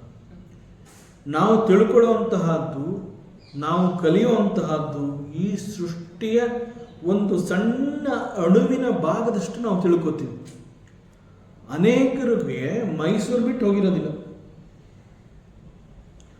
ಅಷ್ಟು ದೊಡ್ಡ ಈ ಸೃಷ್ಟಿಯಲ್ಲೇ ನಾವೆಲ್ಲ ಇದ್ರೂ ಕೂಡ ನಮಗಾಗೆ ಮಾಡಿರುವಂತಹ ಈ ಸೃಷ್ಟಿ ಭಗವಂತ ನಿನಗೆ ಅಂತ ಕೊಟ್ಟಿದ್ದೀನಪ್ಪ ಈ ಸೃಷ್ಟಿ, ಇಲ್ಲಿ ನೀನು ಉತ್ತಮ ಕರ್ಮಗಳನ್ನು ಮಾಡಿ you go back to the source. ನೀ ಎಲ್ಲಿಂದ ಬಂದಿದ್ದೀಯ ಅಲ್ಲಿ ಹೊಟ್ಟೋಗು. ಅಲ್ಲಿಗೆ ನೀನು ಹೋಗಬೇಕಾದ್ರೆ ನೀನು ಅನೇಕ ಸಾಧನೆಗಳನ್ನು ಮಾಡಬೇಕಾಗತ್ತೆ. ಸೊ ಆ ಸಾಧನೆಯನ್ನು ಮಾಡೋದಕ್ಕೆ ನಿಮಗೊಂದು ಕ್ಷೇತ್ರ ಅಂತ ಬೇಕು. You need a field to perform certain actions. For that this srishti is created and it is given to you. ಈ ಸೃಷ್ಟಿಯನ್ನು ಈ ಕಾರಣದಿಂದ ನಿನಗೆ ಕೊಟ್ಟಿದ್ದೀನಿ. ಹಂಗೆ ಹೇಳಿದ್ರು ಕೂಡ ನಮ್ಮ ಊಹೆಗೆ ಸಿಲುಕದಷ್ಟು, ನಮ್ಮ ಕಲ್ಪನೆಗೆ ಸಿಗದಷ್ಟು ವಿಸ್ತಾರವಾದ ಈ ಸೃಷ್ಟಿ ನಾವು ಅರ್ಥ ಮಾಡ್ಕೊಳ್ಳೋದಕ್ಕೆ ಸಾಧ್ಯವೇ ಇಲ್ಲ. ನಮ್ಮ ಕಲ್ಪನೆಗೆ ಅದು ಸಿಗೋದಿಲ್ಲ. ನಾವು ಎಷ್ಟು ಪ್ರಯತ್ನ ಪಟ್ಟರೂ ಕೂಡ ಅದಕ್ಕಿಂತ ಬಹಳ ದೊಡ್ಡದು ಈ ಒಂದು ಜಗತ್ತು. ಮತ್ತು ಪರಮಾತ್ಮನ ಈ ಒಂದು ಸೃಷ್ಟಿಯನ್ನು ನಾವು ಅದ್ಭುತ ಅಂತ ಕರಿತೀವಿ. ಯಾಕೆ ಅದ್ಭುತ ಅಂತ ಕರಿತೀವಿ ಅಂತಂದರೆ, ಈ ನೇಚರ್, ಈ ಒಂದು ಪ್ರಕೃತಿ ಅಥವಾ ಈ ಒಂದು ಸೃಷ್ಟಿಯಲ್ಲಿ ಅನೇಕಗಳನ್ನು ನಾವು ನೋಡಿದ್ರೂ ಕೂಡ ಇದು ಹೇಗೆ ಸಾಧ್ಯ ಅನ್ನುವಂತಹ ಪ್ರಶ್ನೆ ನಮ್ಮಲ್ಲಿ ಬರ್ತಾ ಇರುತ್ತೆ. ನಾವೇ ಎಷ್ಟು ಪ್ರಯತ್ನವನ್ನು ಮಾಡಿದ್ರೂ ಕೂಡ ಅದನ್ನು ನಮ್ಮ ಕೈನಲ್ಲಿ ಅದನ್ನು ಮಾಡೋಕ್ಕಾಗೋದಿಲ್ಲ. ನಾವು ಎಷ್ಟು ಪ್ರಯತ್ನವನ್ನು ಮಾಡಿದ್ರೂ ಕೂಡ ಅನೇಕಗಳನ್ನು ನಾವು ಸಾಧಿಸಕ್ಕೆ ಆಗದೇ ಇರುವಂತಹದ್ದನ್ನು ಭಗವಂತ ಎಷ್ಟು ಚೆನ್ನಾಗಿ ಇದನ್ನು ಮಾಡಿಕೊಟ್ಟಿದ್ದಾನೆ ಅಂತಂದರೆ ದಟ್ ಈಸ್ ದಿ ಜಾಣ್ಮೆ ಆಫ್ ಭಗವಂತ. He is such an intelligent. ಅದರಿಂದ ಅನೇಕಗಳು ನಮಗೆ ಅರ್ಥ ಆಗೋದಿಲ್ಲ. ಆದ್ದರಿಂದ ಪರಮಾತ್ಮನ ಈ ಸೃಷ್ಟಿಯನ್ನು ನಾವು ಅದ್ಭುತ ಅಂತ ಕರಿತೀವಿ.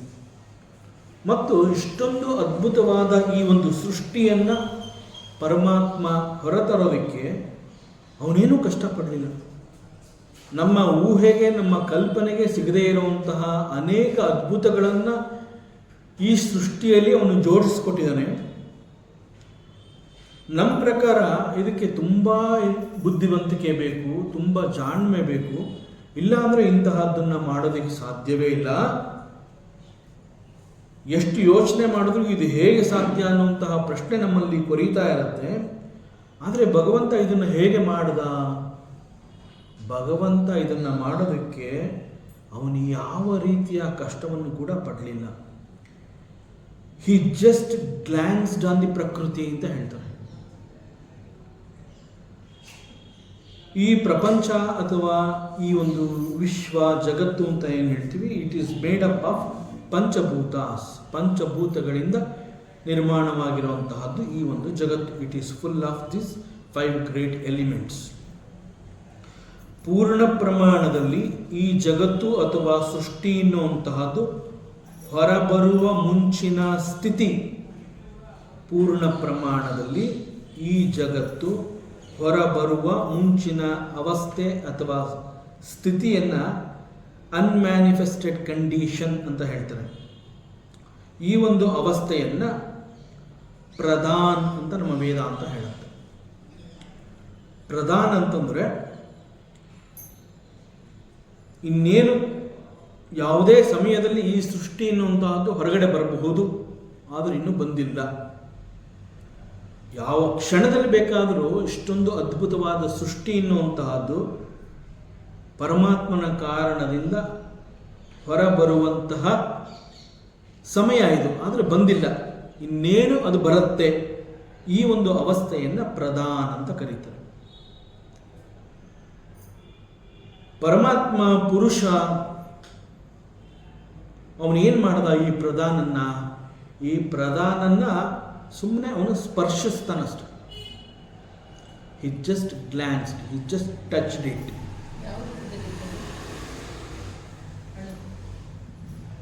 ಅನ್ಮ್ಯಾನಿಫೆಸ್ಟೆಡ್, ರೂಪ ಇಲ್ಲ. Any time it can come out. That is called pradhana ಆಗೋದಕ್ಕೆ ಹೇಗೆ ಸಾಧ್ಯ ಅಂತಂದರೆ ಅವನೊಂದು ಸಂಕಲ್ಪ ಮಾಡ್ಕೋತಾನೆ, ನಾನು ಸೃಷ್ಟಿಯನ್ನು ತರಬೇಕು ಅನ್ನುವಂತಹ ಸಂಕಲ್ಪ. ಆ ಸಂಕಲ್ಪದ ಜೊತೆಗೆ ಈ ಒಂದು ಸೃಷ್ಟಿಯ ಕಲ್ಪನೆ, ಭಗವಂತನ ಈ ಒಂದು ಕಲ್ಪನೆಗೆ ಸಾಕಾರ ಅಥವಾ ಆಕಾರ ಅದು ಬರೋದಕ್ಕೆ ಪ್ರಾರಂಭ ಆಗುತ್ತೆ. That period is called the ಪ್ರಧಾನ. ಆ ಪ್ರಧಾನದಲ್ಲಿ ಪೂರ್ಣ ಪ್ರಮಾಣದಲ್ಲಿ ಜಗತ್ತು ಬಂದಿಲ್ಲ, ಸಂಕಲ್ಪ ಆಗಿದೆ. ಬಂದ ಮೇಲೆ ಅದನ್ನು ವಿರಾಟ ರೂಪ. ದಟ್ ಈಸ್ ಕಾಲ್ಡ್ ಪ್ರಧಾನ. ಈ ಪ್ರಧಾನ ಅನ್ನುವಂತಹದ್ದನ್ನು ಪರಮಾತ್ಮ ಹಿ ಜಸ್ಟ್ ಟಚ್ಡ್ ಇಟ್, ಕೇವಲ ಒಂದು ಸ್ಪರ್ಶ ಮಾಡ್ತಾನೆ. ಆ ಒಂದು ಸ್ಪರ್ಶ ಮಾಡಿದಾಗ ದೆನ್ ಇಟ್ ಬಿಕಮ್ಸ್ ಮಹತ್ ತತ್ವ. ಮಹತ್ತತ್ವ ಅನ್ನುವಂತಹದ್ದು ನಿರ್ಮಾಣವಾಗುತ್ತೆ. ಈ ಮಹತ್ ತತ್ವದಲ್ಲಿ ನಾವು 3 ರೀತಿಯ ಗುಣವಿಶೇಷಗಳನ್ನು ನೋಡ್ತೀವಿ. ಈ 3 ರೀತಿಯ ಗುಣವಿಶೇಷಗಳನ್ನು ಉಪಯೋಗಿಸಿಕೊಂಡು ಪರಮಾತ್ಮ ತನ್ನ ಲೀಲೆಯಿಂದ, ತನ್ನ ಶಕ್ತಿಯಿಂದ, ತನ್ನ ಜಾಣ್ಮೆಯಿಂದ ಈ ಜಗತ್ತನ್ನು ಹೊರಗಡೆ ತರ್ತಾನೆ. ಸೊ ಈ ರೀತಿಯೆಲ್ಲ ನಾವು ಈ ರೀತಿಯೆಲ್ಲ ಕಲ್ಪನೆ ಮಾಡಿಕೊಂಡು ಇಂತಹ ವಿಚಾರಗಳನ್ನು ಚಿಂತನೆಗಿಟ್ಕೊಂಡ್ರೂ ಕೂಡ ಅನೇಕಗಳು ನಮಗೆ ಅರ್ಥ ಆಗೋದಿಲ್ಲ. ಆದರೆ ಫಾರ್ ಎ ಪುರುಷ, ಫಾರ್ ಭಗವಂತ, it is just A play. It is just A play for ಭಗವಂತ. ನಮಗೆ ಅರ್ಥ ಆಗ್ತಾ ಇಲ್ಲ. ಸಂಕಲ್ಪ ಮಾಡಿಕೊಂಡ ಆ ಪ್ರಧಾನ ಅನ್ನುವಂತಹದ್ದನ್ನು ಅವನು ಮುಟ್ತಾನೆ. ಆ ಪ್ರಧಾನ ಅನ್ನುವಂತಹದ್ದು ಮಹತ್ ತತ್ವವಾಗಿ ಬದಲಾಗುತ್ತೆ. ಮಹತ್ ತತ್ವದಲ್ಲಿ 3 ಗುಣಗಳನ್ನು ತುಂಬುತ್ತಾನೆ. 3 ಗುಣಗಳನ್ನು ಉಪಯೋಗಿಸಿಕೊಂಡು ಮಾಯೆಯ ಸಹಕಾರದಿಂದ ಭಗವಂತ ಈ ಸೃಷ್ಟಿಯನ್ನು ತರ್ತಾನೆ ಅಂತ ಹೇಳಿದಾಗ, ಇಷ್ಟೆಲ್ಲ ಮಾಡಬೇಕಾಯ್ತಾ ಭಗವಂತ ಅಂತ ನಾವು ಅಂತೀವಿ. ಬಟ್ ಫಾರ್ ಭಗವಂತ it is just A play, ಕೇವಲ ಒಂದು ಆಟ ಅದು ಅವನಿಗೆ. ಇಂತಹ ಒಂದು ಸತ್ಯ, ಇಂತಹ ಒಂದು ಚಿಂತನೆಯನ್ನು ಇಟ್ಟುಕೊಂಡು ಭೀಷ್ಮದೇವ ಪರಮಾತ್ಮನನ್ನು ಇಲ್ಲಿ ಸ್ತುತಿ ಮಾಡ್ತಾ ಇದ್ದಾರೆ. ಸಾಮಾನ್ಯವಾಗಿ ಅನೇಕ ಸಂದರ್ಭಗಳಲ್ಲಿ ಅನೇಕ ಲೀಲೆಗಳು, ಅನೇಕ ಘಟನೆಗಳು ನಡೆದಾಗ ಕೆಲವುಗಳು ನಮಗೆ ಬಹಳ ಸಂತೋಷವನ್ನು ಕೊಡುತ್ತೆ, ಕೆಲವುಗಳು ಬಹಳ ದುಃಖವನ್ನು ಕೊಡುತ್ತೆ. ಸಂತೋಷವನ್ನು ಕೊಟ್ಟಾಗ ಭಗವಂತನನ್ನು ಕರುಣಾಮಯಿ ಅಂತ ನಾವು ಹಾಡಿ ಹೊಗಳ್ತೀವಿ, ಪೂಜೆ ಮಾಡ್ತೀವಿ. ದೇವಸ್ಥಾನಕ್ಕೆ ಹೋಗಿ ಹಣ್ಣು ಅಭಿಷೇಕ ಎಲ್ಲವನ್ನು ಮಾಡಿಸಿ ಭಗವಂತ ಕಣ್ಬಿಟ್ಬಿಟ್ಟಿಪ್ಪ, ನಮ್ಮೆಲ್ಲರೂ ಕಾಪಾಡಿ ಅಂತ ಹೋಗಿ ನಾವೆಲ್ಲ ಭಗವಂತನನ್ನು ಸ್ತುತಿ ಮಾಡ್ತೀವಿ. ಯಾಕೆಂತಂದರೆ ವಿ ಹ್ಯಾವ್ ಎಕ್ಸ್ಪೀರಿಯನ್ಸ್ಡ್ ದಟ್ ಸುಖ, ಇಟ್ ಈಸ್ ಬಿಕಾಸ್ ಆಫ್ ಭಗವಂತ ಅಂತ ಹೇಳಿ ನಮಗೆ ಅರ್ಥ ಆಗಿರೋ ರೀತಿಯಲ್ಲಿ ಹೋಗಿ ಭಗವಂತನನ್ನು ಹಾಡಿ ಹೊಗಳಿ ಒಂದು ಪೂಜೆ ಎಲ್ಲ ಮಾಡಿಬಿಟ್ಟು ನಮ್ಮ ಮನಸ್ಸನ್ನ ಸಂತೋಷ ಮಾಡ್ಕೊಂಡು ನಾವು ಬರ್ತೀವಿ. ಅದೇ ಯಾವುದಾದ್ರೂ ಒಂದು ಅಹಿತಕರ ಘಟನೆ ಎನ್ನುವಂತ ನಡೆದಾಗ ಭಗವಂತ ಬಹಳ ಕ್ರೂರಿ, ಅವನಿಗೆ ಕರುಣೆ ಎನ್ನುವಂತಹದ್ದೇ ಇಲ್ಲ. ಬೇಕಿತ್ತ ಕಣ್ಣೇ ಇಲ್ಲ, ಕಣ್ಣು ಮುಚ್ಕೊಂಡು ಕೂಚಿದ್ದಾನೆ, ಕಲ್ಲು ಅವನು. ಸೊ ಭಗವಂತನ ಅನೇಕಗಳು ನಮಗೆ ಅರ್ಥ ಆಗೋದಿಲ್ಲ. ಅದಕ್ಕೆ ಇದನ್ನ ಪ್ಲೇ, ಇದು ಭಗವಂತನ ಲೀಲಾ ವಿನೋದ. ಹಿ ಈಸ್ ಪ್ಲೇಯಿಂಗ್, ಭಗವಂತ ಈಸ್ ಪ್ಲೇಯಿಂಗ್. ಹೇಗೆ ಅಂತಂದ್ರೆ ನಾವೆಲ್ಲ ನೋಡಿದ್ದೀವಿ, ನಾವೆಲ್ಲ ಮಾಡಿದ್ದೀವಿ. ಒಂದು ಸಣ್ಣ ಮಗು ಏನು ಮಾಡುತ್ತೆ, ಮರಳನ್ನು ನೋಡಿದ ತಕ್ಷಣ ಹೋಗಿ ಬೆಟ್ಟ ಕಟ್ಟುತ್ತೆ. ಮಗು ಬೆಟ್ಟ ಕಟ್ಟಿ ಅಲ್ಲಿ ಮಧ್ಯದಲ್ಲಿ ಕಪ್ಪೆ ಚಿಪ್ಪೆಲ್ಲ ಇಟ್ಟು ಕಪ್ಪೆ ಗೂಡೆಲ್ಲ ಮಾಡುತ್ತೆ, ಸುತ್ತಲೂ ಒಂದು ಬೌಂಡ್ರಿ ಮಾಡುತ್ತೆ ಮಗು. ಆಮೇಲೆ ನಾವು ಯಾರು ಅದ್ರ ಹತ್ರ ಹೋಗ್ತಿದ್ರೆ ಬರಬೇಡ ನೀವು ಮುಟ್ಕೂಡ್ದು. ಅಕಸ್ಮಾತ್ ಏನಾರ ನಮ್ಮ ಕೈಯೋ ಕಾಲೋ ತಗಲಿ ಏನಾರ ಆದರೆ ಮಗು ಅಳತ್ತೆ, ಸಂಕಟ ಪಡುತ್ತೆ, ಮತ್ತೆ ಎಲ್ಲ ಕಟ್ಟತ್ತದು. ಬೆಳಗ್ಗೆಯಿಂದ ಹಿಂಗೆ ಆಟ ಆಡ್ಕೊಂಡು ಮಗು ಮನೆಗೆ ಹೋಗ್ಬೇಕು ಅಂತಂದಾಗ ಏನು ಮಾಡುತ್ತೆ, ತಾನೇ ಕಟ್ಟಿ ಆಟ ಆಡಿ ಬೆಳೆಸಿದಂತಹ ಆ ಬೆಟ್ಟವನ್ನು ಕಾಲಿಂದ ಒದಿಯುತ್ತೆ ಮಗು. ಆ ಬೆಟ್ಟ ಬೀಳುತ್ತೆ, ಚಪ್ಪಾಳೆ ತಟ್ಟುತ್ತೆ ಮಗು. ಅದಕ್ಕೆ ಖುಷಿ. ಬೆಟ್ಟ ಕಟ್ಟಬೇಕಾದ್ರೂ ಖುಷಿ, ಬೆಟ್ಟ ಬೀಳ್ಬೇಕಾದ್ರೂ ಖುಷಿ ಪಡುತ್ತೆ. ಜಸ್ಟ್ ಲೈಕ್ ದಟ್, ಸೃಷ್ಟಿ ಮಾಡಬೇಕಾದ್ರೂ ಭಗವಂತ ಆಟ ಆಡ್ತಾನೆ. ಡಿಸ್ಟ್ರಕ್ಷನ್, ನಾಶ, ಪ್ರಳಯ ಅಂತ ನಾವೇನು ಹೇಳ್ತೀವಿ, ಅದು ಮಾಡಬೇಕಾದ್ರೂ that is his leela, that is the play of Bhagavanta. So ಮಗುವಿಗೆ ಹೇಗೆ ಈ ಬೆಟ್ಟ ಕಟ್ಟೋದು, ಅದನ್ನ ಬೀಳಿಸೋದು, ಅದರ ಜೊತೆಯಲ್ಲಿ ಚಪ್ಪಾಳೆ ತಟ್ಟಿ ನಲಿದು ಸಂತೋಷ ಪಡುತ್ತೆ. ಬೆಟ್ಟ ಕಟ್ಟಿದಾಗಲೂ ಖುಷಿ, ಬೆಟ್ಟ ಉರುಳಿದಾಗಲೂ ಖುಷಿ ಮಗುಗೆ. ಜಸ್ಟ್ ಲೈಕ್ ದಟ್ ಭಗವಂತ ಸೃಷ್ಟಿಯನ್ನ ಹೊರತಂದಾಗ, ಸೃಷ್ಟಿಯನ್ನ ಒಳಗಡೆ ಎಳ್ಕೊಂಡಾಗ, it is a play for him.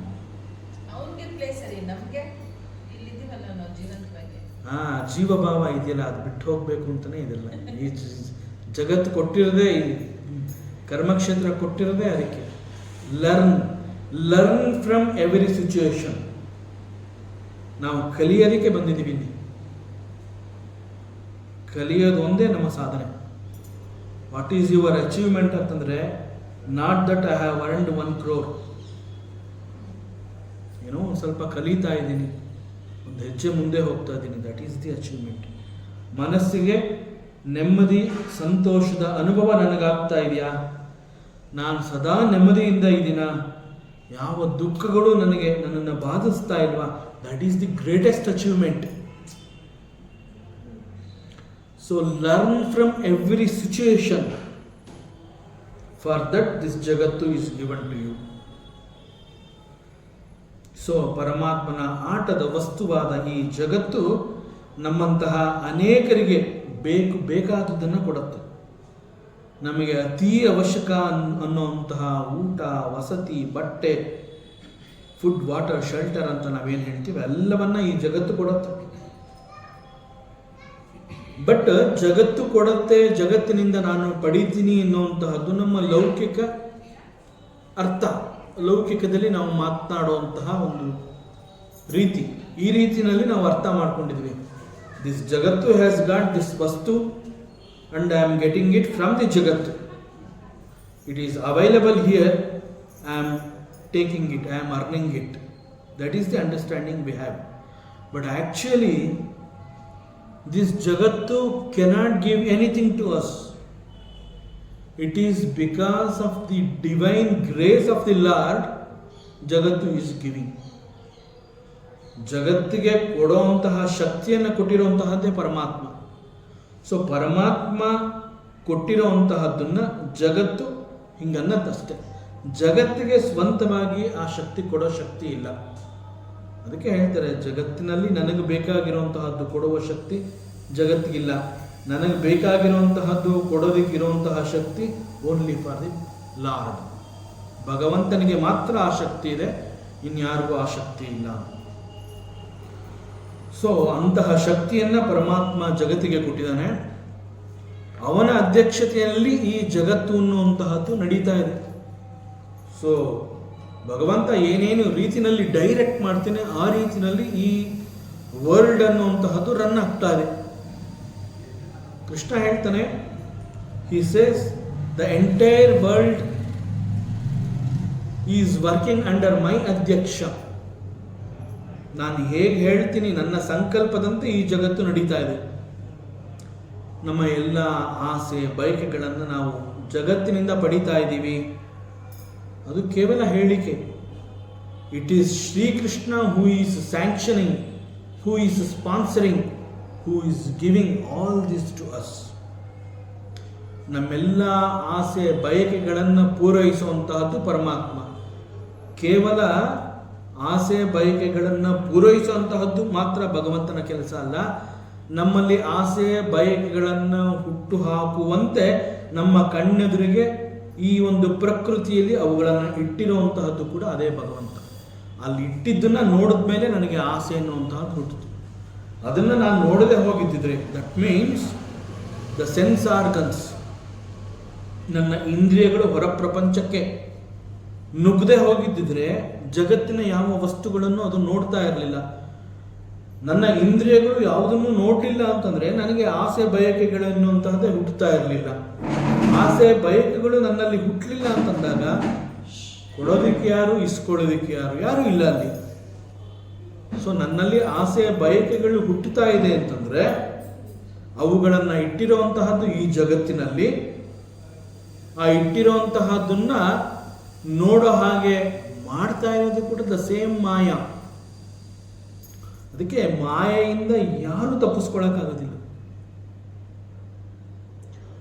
ಮಾಯೆಯಿಂದ ತಪ್ಪಿಸ್ಕೋಬೇಕು ಅಂತಂದ್ರೆ ಇರೋದು ಒಂದೇ ಮಾರ್ಗ, ಸರೆಂಡರ್ ಟು ದಿ ಲಾರ್ಡ್.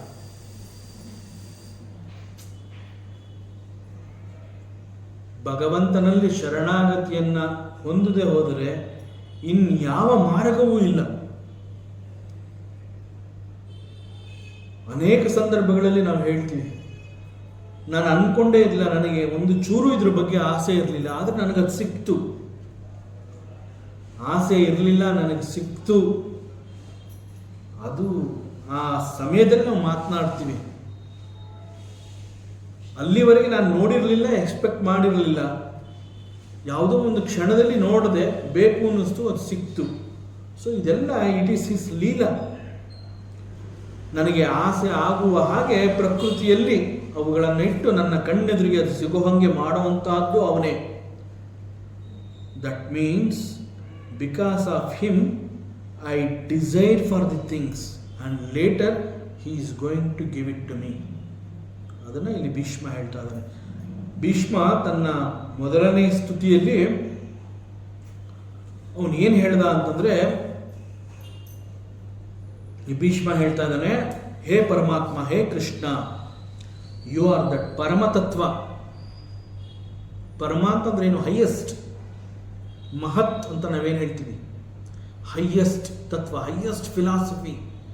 ಅದು ಬಿಟ್ಟು ಇನ್ನೊಂದಿಲ್ಲ. ಯಾವುದು ಹೈಯೆಸ್ಟ್ ಫಿಲಾಸಫಿ ಅಂತ ನಾವು ಹೇಳ್ಬೋದು, ದಟ್ ಈಸ್ ಯು.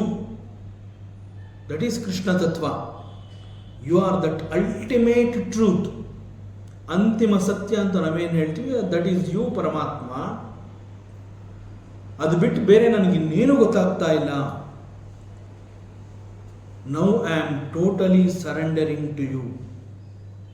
ನಿನ್ನಲ್ಲಿ ನಾನು ಸಂಪೂರ್ಣವಾಗಿ ಶರಣಾಗುವುದನ್ನು ಬಿಟ್ಟರೆ ಇನ್ನೇನು ಮಾಡೋಕ್ಕಾಗ್ತಾ ಇಲ್ಲ ಅಂತ ಭೀಷ್ಮ ಹೇಳ್ತಾ ಇದ್ದಾನೆ. ಯಾಕೆ ಅಂತಂದರೆ he is lying on the bed of the arrows. ಅವನು ಇನ್ನೇನು ಮಾಡೋಕ್ಕೆ ಎದ್ಬರೋಕ್ಕೆ ಕೂಡ ಆಗಲಿಲ್ಲ. ಭಗವಂತನನ್ನು ಸ್ವಾಗತ ಮಾಡ್ತೀನಿ ಅಂತ ಎದ್ಬರೋಕ್ಕೂ ಆಗಲಿಲ್ಲ. ಸೊ ಅವನೇನು ಮಾಡ್ಬೋದು ಹಾಗಾದ್ರೆ ಆ ಕ್ಷಣದಲ್ಲಿ? Nothing but surrendering to the lord. ಅದನ್ನೇ ಅವನು ಹೇಳ್ತಾ ಇದ್ದಾನೆ.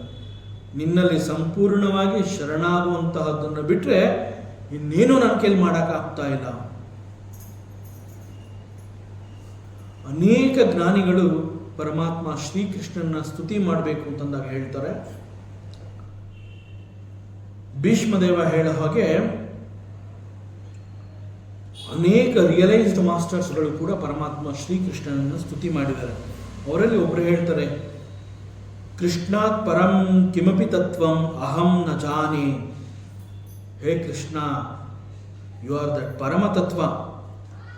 ಅದು ಬಿಟ್ಟು ನನಗೆ ಇನ್ಯಾವ ತತ್ವ ಕೂಡ ಗೊತ್ತಿಲ್ಲ ಅಂತ ಹೇಳಿ ಮಧುಸೂದನ ಸರಸ್ವತಿ ಅನ್ನುವಂಥ ಒಬ್ಬ ರಿಯಲೈಸ್ಡ್ ಮಾಸ್ಟರ್ ಅವರು ಕೂಡ ಭಗವಂತ ಶ್ರೀಕೃಷ್ಣನ ಸ್ತುತಿಯನ್ನು ಮಾಡಬೇಕಾದ್ರೆ ಈ ರೀತಿ ಹೇಳ್ತಾರೆ. ಹೀಗೆ ಕೃಷ್ಣ ಅಂತ ಹೇಳಿದಾಗ ಆ ಕೃಷ್ಣ ಒಬ್ಬೊಬ್ಬರಿಗೆ ಒಂದೊಂದು ರೀತಿಯಲ್ಲಿ ಅನುಭವವನ್ನು ಕೊಡ್ತಾನೆ. He is experience. We are all experiencing Krishna in our capacities.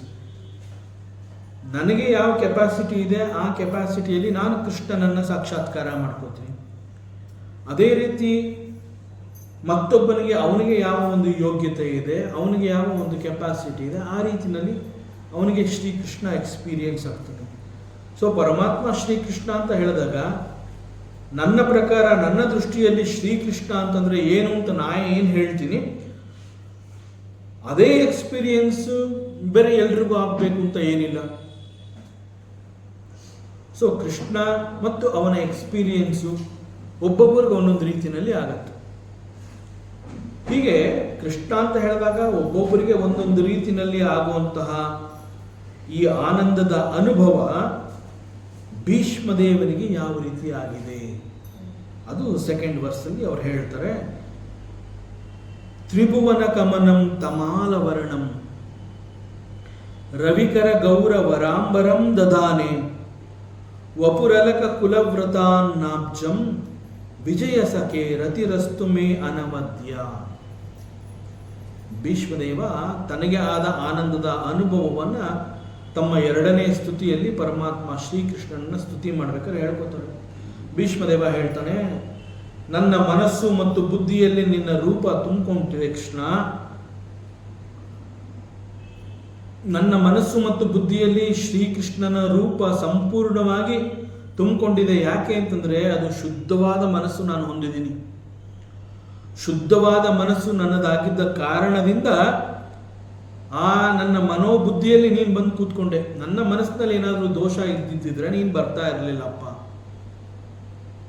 ಯಾವ ರೀತಿಯ ದೋಷವೂ ಇಲ್ಲದೆ ಇರುವಂತಹ ಮನಸ್ಸಿನ ಅವಸ್ಥೆ ನನ್ನದಾಗಿದ್ದರಿಂದ ಅಂತಹ ಪವಿತ್ರವಾದ ಮನಸ್ಸನ್ನು ನನ್ನ ಕನ್ಯೆ ಅಂತ ತಿಳ್ಕೊಂಡು ನಾನು ಅದನ್ನು ನಿನಗೆ ಕೊಟ್ಟು ಲಗ್ನ ಮಾಡ್ತಾ ಇದ್ದೀನಿ, ನೀನು ಸ್ವೀಕರಿಸು ಅಂತ ಭಗವಂತನಿಗೆ ಹೇಳ್ತಾನೆ.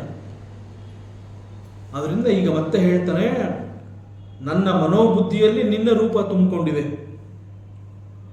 ಶ್ರೀಕೃಷ್ಣನ ಯಾವ ರೂಪವನ್ನು ಕಲ್ಪಿಸಿಕೊಂಡು ಭೀಷ್ಮದೇವ ಇಲ್ಲಿ ಈ ರೀತಿ ಹೇಳ್ತಾ ಇದ್ದಾನೆ. ಇಲ್ಲಿ Vijaya Sakhe, it is indicated by using the word Vijaya Sakhe. ವಿಜಯ ಸಖೆ ರತಿರ್ ಅಸ್ತು ಮೇ ಅನವದ್ಯ. Who is this Vijaya Sakhe? ಸಖೆ ಅಂತಂದ್ರೆ ಫ್ರೆಂಡ್, ಸ್ನೇಹಿತ. ಯಾರ ಸ್ನೇಹಿತ? ಕೃಷ್ಣ. ವಿಜಯ, ವಿಜಯ ಮೀನ್ಸ್ ಅರ್ಜುನ. ಸೊ ವಿಜಯ ಸಖೆ ಅಂತಂದ್ರೆ ಅರ್ಜುನನ ಸ್ನೇಹಿತನಾದ ಶ್ರೀಕೃಷ್ಣನ ರೂಪ ನನ್ನ ಮನೋಬುದ್ಧಿಯಲ್ಲಿ ತುಂಬಿಕೊಂಡಿದೆ. ಶ್ರೀಕೃಷ್ಣನನ್ನ ಸ್ಮರಣೆ ಮಾಡ್ಕೋತಾ ಅವನನ್ನ ತನ್ನ ಮನೋಬುದ್ಧಿಯಲ್ಲಿ ತುಂಬಿಸ್ಕೊಳ್ತಾ ಇರುವಂತಹ ಅದೇ ಸಂದರ್ಭದಲ್ಲಿ ಮೊಮ್ಮಗ ಅರ್ಜುನನನ್ನು ಕೂಡ ಅವನು ನೆನಪು ಮಾಡ್ಕೋತಾ ಇದ್ದಾನೆ. So he calls Krishna Vijaya Sakhe. ವಿಜಯ ಸಖನಾದ ಶ್ರೀಕೃಷ್ಣ ನನ್ನ ಮನೋಬುದ್ಧಿಯಲ್ಲಿ ತುಂಬಿಕೊಂಡಿದ್ದಾನೆ. ಇಂತಹ ಅರ್ಜುನನ ಸ್ನೇಹಿತ ಶ್ರೀಕೃಷ್ಣ ನನ್ನ ಮನಸ್ಸನ್ನು ಸಂಪೂರ್ಣವಾಗಿ ಆವರಿಸಿದ್ದಾನೆ. ಅವನ ರೂಪ ಈಗ ನನ್ನ ಮನೋಬುದ್ಧಿನಲ್ಲಿದೆ. ರತಿರಸ್ತು, ಮೈ ಮೈಂಡ್ ವಾಂಟ್ಸ್ ದಟ್ ರೂಪ ಅಲೋನ್. ರತಿ ಅಂತಂದ್ರೆ ಅಲ್ಲೇ ಇದ್ದು ರಮಿಸೋ ಅಂತಹದ್ದು. ಸೊ ವಿಜಯ ಸಖೆ, ಅರ್ಜುನನ ಸ್ನೇಹಿತನಾದ ಶ್ರೀಕೃಷ್ಣನ ರೂಪ ನನ್ನ ಮನೋಬುದ್ಧಿಯಲ್ಲಿ ತುಂಬಿಕೊಂಡಿದೆಯಲ್ಲ, ಅದನ್ನ ಮಾತ್ರ ನಾನು ಮತ್ತೆ ಮತ್ತೆ ಮೆಲುಕು ಹಾಕಬೇಕು. ಅಂತಹ ರೂಪ ಮಾತ್ರ ಈಗ ನನ್ನ ಮನೋಬುದ್ಧಿ ಅಪೇಕ್ಷೆ ಪಡ್ತಾ ಇದೆ. ಅದು ಮಾತ್ರವೇ ನನ್ನಲ್ಲಿ, ನನ್ನ ಮನೋಬುದ್ಧಿನಲ್ಲಿ ಇರಲಿ. ಅದು ಹಾಗೆ ಇರೋ ಹಾಗೆ ನೀನು ಮಾಡು. ಮೈ ಎಂಟೈರ್ ಅಟೆನ್ಷನ್, ಸಂಪೂರ್ಣವಾದ ನನ್ನ ಗಮನ is towards this personality of Shri Krishna. Which personality? Vijaya Sakhe. ಅರ್ಜುನನ ಸ್ನೇಹಿತನಾದಂತಹ ಶ್ರೀಕೃಷ್ಣನ ರೂಪ ಯಾವ ರೀತಿಯಲ್ಲಿ ನಾನು ನೋಡಿದೆ. ಎಲ್ಲಿ ನೋಡ್ದ?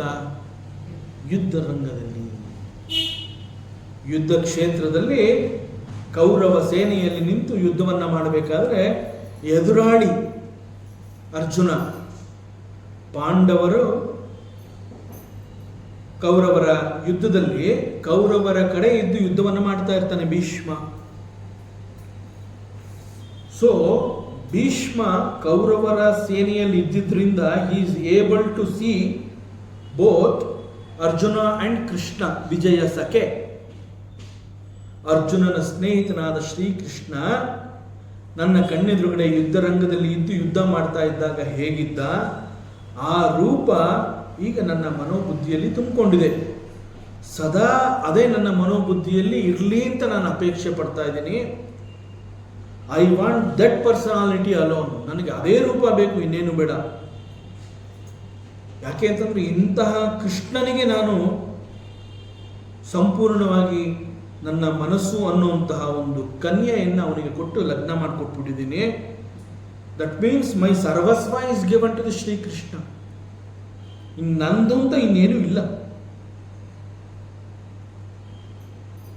ಇನ್ನೇನು ಕೊಡೋದಕ್ಕೆ ಸಾಧ್ಯ ನಾನು? ಸೊ ಭೀಷ್ಮದೇವ ತನ್ನ ಎಂಟೈರ್ ಅಸ್ತಿತ್ವವನ್ನು ಶ್ರೀಕೃಷ್ಣನಿಗೆ ಕೊಟ್ಟಿದ್ದಾನೆ ಅಂತಂದ ಮೇಲೆ ಶ್ರೀಕೃಷ್ಣ ಕೂಡ ಅವನಿಗೆ ಏನಾದರೂ ಕೊಡಬೇಕು. ಹಂಗೆ ಕೊಟ್ಟಿದ್ದನ್ನ ತಗೊಂಡು ಹೋಗುವಂಥದ್ದಲ್ಲ. ಭೀಷ್ಮದೇವ ಇಷ್ಟೊಂದು ಆಸಕ್ತಿಯಿಂದ, ಇಷ್ಟೊಂದು ಭಕ್ತಿಯಿಂದ, ಪ್ಯೂರ್ ಡಿವೋಟಿ, ಶುದ್ಧವಾದ ಮನಸ್ಸನ್ನು ಕನ್ಯೆ ಅಂತ ಹೇಳಿ ಪರಮಾತ್ಮ ಶ್ರೀಕೃಷ್ಣನಿಗೆ ಲಗ್ನ ಮಾಡಿಕೊಡ್ತಾ ಇದ್ದೀನಿ, ಸ್ವೀಕರಿಸು ಅಂತ ಹೇಳಿ ಸಂಪೂರ್ಣವಾಗಿ ತನ್ನ ಅಸ್ತಿತ್ವವನ್ನೇ ಶ್ರೀಕೃಷ್ಣನಿಗೆ ಅವನು ಅರ್ಪಿಸ್ಬಿಟ್ಟಿದ್ದಾನೆ. ಸೊ ಕೃಷ್ಣ ಕೂಡ ಅವನಿಗೆ ಏನಾದರೂ ಕೊಡಬೇಕು. ಸೊ ಕೃಷ್ಣ ಕೇಳ್ತಾನೆ, ವಾಟ್ ಯು ವಾಂಟ್ ಭೀಷ್ಮದೇವ? ನಾನು ನಿನಗೇನು ಕೊಡಲಿ? ಹೇ ಭೀಷ್ಮದೇವ, ನಿನಗೇನು ಬೇಕು ಕೇಳ್ಕೊ. ನಾನು ನಿನಗೇನು ಕೊಡಬಹುದು, ನನ್ನ ಕೈನಲ್ಲಿ ಏನು ಕೊಡೋಕ್ಕಾಗತ್ತೆ ಅದು ನಿನಗೆ ಗೊತ್ತಿದೆ. ಸೊ ಕೊಡೋಕ್ಕಾಗುವಂತಹದನ್ನು ಮಾತ್ರ ಕೇಳಪ್ಪ, ಬೇರೆ ಏನೇನೋ ಕೇಳ್ಬೇಡ ನೀನು. ಹೀಗೆ ಶ್ರೀಕೃಷ್ಣ ಹೇಳ್ತಾನೆ. ಆಗ ಭೀಷ್ಮ ಹೇಳ್ತಾನೆ, ಅನವದ್ಯ, ಹೇ ಪರಮಾತ್ಮ, ಅನವದ್ಯ, ನನಗೆ ಯಾವ ಆಸಕ್ತಿನೂ ಇಲ್ಲಪ್ಪ.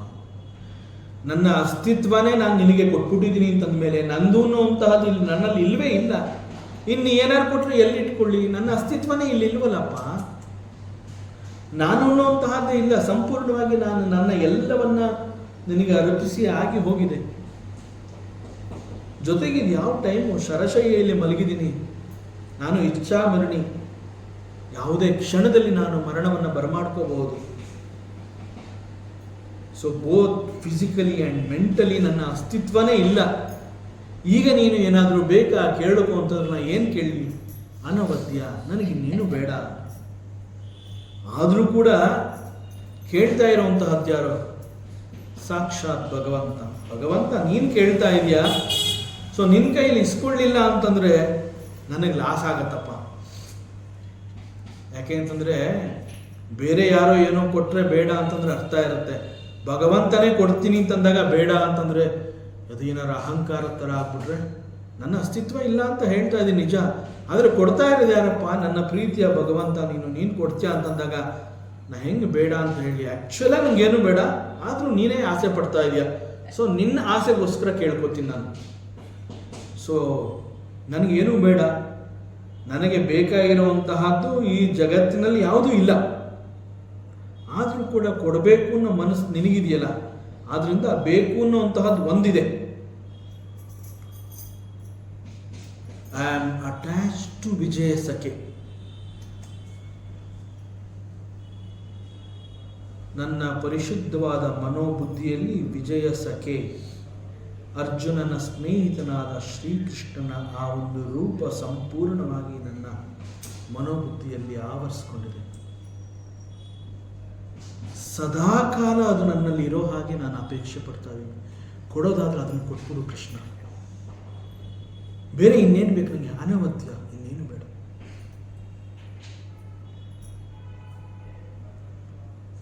ಅರ್ಜುನನ ಸ್ನೇಹಿತನ ಮೇಲೆ ನನಗೆ ಅಷ್ಟೊಂದು ಆಸಕ್ತಿ ಇದೆ. ನೇರವಾಗಿ ಕೃಷ್ಣ ಅಂತ ಹೇಳ್ತಾ ಇಲ್ಲ, ಅರ್ಜುನನ ಸ್ನೇಹಿತನ ಮೇಲೆ ನನಗೆ ಆಸಕ್ತಿ ಇದೆ. I am attach to Vijaya Sakhe. So ನನಗೆ ಬೇಕೇ ಬೇಕು ಅನ್ನುವಂತಹದ್ದಾದರೆ only you and you alone, ಕೇವಲ ನೀನು ಮಾತ್ರ. ನಿನ್ನನ್ನು ಬಿಟ್ಟು ನನಗೆ ಬೇರೆ ಇನ್ನೇನು ಬೇಡಪ್ಪ. ವಿಜಯ ಸಖೆ ರತಿರ್, I am attach to Vijaya Sakhe and that Vijaya Sakhe is you. ಅರ್ಜುನನ ಸ್ನೇಹಿತ ಬೇರೆ ಯಾರೂ ಅಲ್ಲಪ್ಪ, ಅದು ನೀನು. ನಿನ್ನನ್ನು ಕೇಳ್ಕೊತಾ ಇದ್ದೀನಿ, ನಿನ್ನಲ್ಲಿ ನನಗೆ ಆಸಕ್ತಿ ಇದೆ. ನಿನ್ನನ್ನು ಹೊರತುಪಡಿಸಿದರೆ ಅನವದ್ಯ, ನನಗಿನ್ನೇನು ಬೇಡ. ಸೊ ವಿಜಯ ಸಖೆ ಅಂತಂದರೆ ಶ್ರೀಕೃಷ್ಣ ಅನ್ನುವಂತಹದ್ದು ಗೊತ್ತು, ಅವನಲ್ಲಿ ಆಸಕ್ತಿ ಇದೆ, ನನಗೆ ಅವನು ಬಿಟ್ಟರೆ ಬೇರೆ ಇನ್ನೇನೂ ಬೇಡ. It is okay. Vijaya Sakhe ನಾನು ಅನ್ನುವಂತಹದ್ದು ನೀನು ತಿಳಿಸ್ತಾ ಇದೆಯಾ? ಸೊ ನಿನಗೆ ಬೇಕಾಗಿರುವಂತಹದ್ದು ವಿಜಯ ಸಖೆ, ಅರ್ಜುನನ ಸ್ನೇಹಿತ. It is understood, okay, it is okay. Vijaya Sakhe ಅನ್ನುವಂತಹದ್ದನ್ನ ಬಿಟ್ಟರೆ ನನಗೆ ಬೇರೆ ಇನ್ಯಾವ್ಯಾವ ರೀತಿಯಲ್ಲಿ ನಿನ್ನನ್ನು ಪ್ರೈಸ್ ಮಾಡಬಹುದು Bhishma? This is the question. Krishna ಅವನನ್ನು ಕೇಳ್ತಾನೆ. ನೀನು ನೇರವಾಗಿ ನನ್ನನ್ನು ನೀನೇ ಬೇಕು ಅಂತ ಕೇಳ್ತಿಲ್ಲ, ವಿಜಯ ಸಖೆ ಅಂತ ನನ್ನನ್ನು ವಿಶೇಷವಾಗಿ ನನ್ನನ್ನು ಸ್ತುತಿ ಮಾಡ್ತಾ ಇದೆಯಾ, ಅರ್ಜುನನ ಸ್ನೇಹಿತ ಅಂತ ನನ್ನನ್ನು ನೀನು ಕರೀತಾ ಇದೆಯಾ. ಸೊ ಇದು ಕೂಡ ಒಂದು ರೀತಿಯಲ್ಲಿ ಸ್ತುತಿ. ಅರ್ಜುನನ ಸ್ನೇಹಿತ ಶ್ರೀಕೃಷ್ಣ ಅನ್ನುವಂತಹದ್ದನ್ನು ನೀನು ಹೇಳ್ತಾ ಇದೆಯಾ. ಸೊ ಈ ವಿಜಯ ಸಖೆ ಅಂತ ಅಲ್ಲದೆ ಬೇರೆ ಇನ್ಯಾವ್ಯಾವ ರೀತಿಯಲ್ಲಿ ನೀನು ನನ್ನನ್ನು ಸ್ತುತಿ ಮಾಡಬಹುದು? ಯಾಕೆಂದರೆ ನನ್ನ ಮಹಿಮೆಯನ್ನು ನೀನು ಗುಣಗಾನ ಮಾಡ್ತೀನಿ ಅಂತ ಹೇಳಿ ನೀನು ಪ್ರಾರಂಭ ಮಾಡಿದೀಯಾ. ನಿನಗೇನು ಬೇಕು ಅಂತ ಕೇಳಿದ್ದಕ್ಕೆ ವಿಜಯ ಸಖೆ ಅಂತಂದು ನನಗೆ ಅರ್ಥ ಆಗೋಯ್ತು. ವಿಜಯ ಸಖೆ ಅಂದ ತಕ್ಷಣ ನೀನು ಕೇಳ್ತಾ ಇರುವಂತಹದ್ದು ನನ್ನನ್ನು ಅಂತ ನನಗೆ ಅರ್ಥ ಆಯಿತು. It is okay, it is granted, ನೀನು ಕೇಳಿರುವಂತಹದ್ದು ಆಗತ್ತೆ. ಆದರೆ ನನಗೆ ಮತ್ತೊಂದು ಆಸಕ್ತಿ ಇದೆಯಪ್ಪ. ಎಷ್ಟು ಚೆನ್ನಾಗಿ ನೀನನ್ನು ಹಾಡಿ ಹೊಗಳ್ತಾ ಇದೀಯಾ, ಕೇಳಿಸ್ಕೊತಾನೇ ಇರಬೇಕು ಅನಿಸುತ್ತೆ ಭೀಷ್ಮ. ವಿಜಯ ಸಖೆ ಅಂತ ಕರೆದಿರೋದೇ ನನಗೆ ಅಷ್ಟೊಂದು ಆನಂದವನ್ನು ಕೊಟ್ಟಿದೆ ಅಂತಂದರೆ ನೀ ಇನ್ನೂ ಯಾವ್ಯಾವ ರೀತಿಯಲ್ಲಿ ನನ್ನನ್ನು ನೀನು ಸ್ತುತಿ ಮಾಡಬಹುದು. ಸೊ ಇನ್ನು ಹೇಗೆ ನೀನು ನನ್ನನ್ನು ಗುಣಗಾನ ಮಾಡ್ತೀಯಾ, ಬೇರೆ ಇನ್ಯಾವುದಾದ್ರು ರೀತಿಯಲ್ಲಿ ನೀನು ನನ್ನನ್ನು ಕರಿಬಹುದಾ ಅಂತ ಹೇಳಿದಾಗ ಭೀಷ್ಮ ಹೇಳ್ತಾನೆ, ಎಸ್, ನಾನು ಮತ್ತೆ ಬೇರೆ ಬೇರೆ 4 ರೀತಿಯಲ್ಲಿ ನಾನು ನಿನ್ನನ್ನು ಸ್ತುತಿ ಮಾಡ್ತೀನಿ. 4 ರೀತಿಯಲ್ಲಿ ಅಂತಂದರೆ ಅದನ್ನೇ ಇಲ್ಲಿ ಈ ಶ್ಲೋಕದಲ್ಲಿ ತ್ರಿಭುವನ ಕಮನಂ ಮೊದಲನೇದು, ತಮಾಲವರ್ಣಂ ರವಿಕರ ಗೌರವರಾಂಬರಂ ದದಾನೆ ವಪುರಲಕ ಕುಲವೃತಾನ್ ನಾಬ್ಜಂ. ವಿಜಯ ಸಖೆ ರತಿರಸ್ತು, ವಿಜಯ ಸಖೆ ಅನ್ನೋದು ಗೊತ್ತಾಯಿತು. ಬೇರೆ ಇನ್ಯಾವ ರೀತಿ ಅಂತ ಕೇಳಿದ್ದಕ್ಕೆ ಮತ್ತೆ 4 ರೀತಿಯಲ್ಲಿ ನಾನು ನಿನ್ನನ್ನು ಸ್ತುತಿ ಮಾಡ್ತೀನಿ. ಅದು ಯಾವುದು 4 ಅಂತಂದರೆ ತ್ರಿಭುವನ ಕಮನ, ತಮಾಲವರ್ಣ, ರವಿಕರ ಗೌರವರಾಂಬರಂ ದದಾನೆ, ವಪುರಲಕ ಕುಲಾವೃತಾನ್ ನಾಬ್ಜಂ ಅಂತ ಹೇಳಿ 4 ಬೇರೆ ಬೇರೆ ರೀತಿಯಲ್ಲಿ ನಾನು I am going to praise you Krishna, ನಾನು ನಿನ್ನನ್ನು ಸ್ತುತಿ ಮಾಡ್ತೀನಿ ಅಂತ ಹೇಳ್ತಾನೆ. ಮುಂದಿನ ಅವಕಾಶದಲ್ಲಿ ಮತ್ತೆ ಮುಂದುವರಿಸೋಣ. ಓಂ ಪೂರ್ಣಮದಃ ಪೂರ್ಣಮಿದಂ ಪೂರ್ಣಾತ್ ಪೂರ್ಣಮುದಚ್ಯತೆ ಪೂರ್ಣಸ್ಯ ಪೂರ್ಣಮಾದಾಯ ಪೂರ್ಣಮೇವಾವಶಿಷ್ಯತೆ. ಓಂ ಶಾಂತಿ ಶಾಂತಿ ಶಾಂತಿ. ಹರಿ ಓಂ ಶ್ರೀ ಗುರುಭ್ಯೋ ನಮಃ. ಹರಿ ಓಂ. ಈ ದಿನದ ಪ್ರವಚನ ಸೇವೆಯನ್ನು ಸದ್ಗುರು ಶ್ರೀ ಚಿಕ್ಕಲಿಂಗಣ್ಣರವರ ಪಾದಚರಣಗಳಲ್ಲಿ ಅತ್ಯಂತ ಭಕ್ತಿಯಿಂದ ಶ್ರದ್ಧೆಯಿಂದ ಅರ್ಪಿಸೋಣ. ಶ್ರೀ ಕೃಷ್ಣ.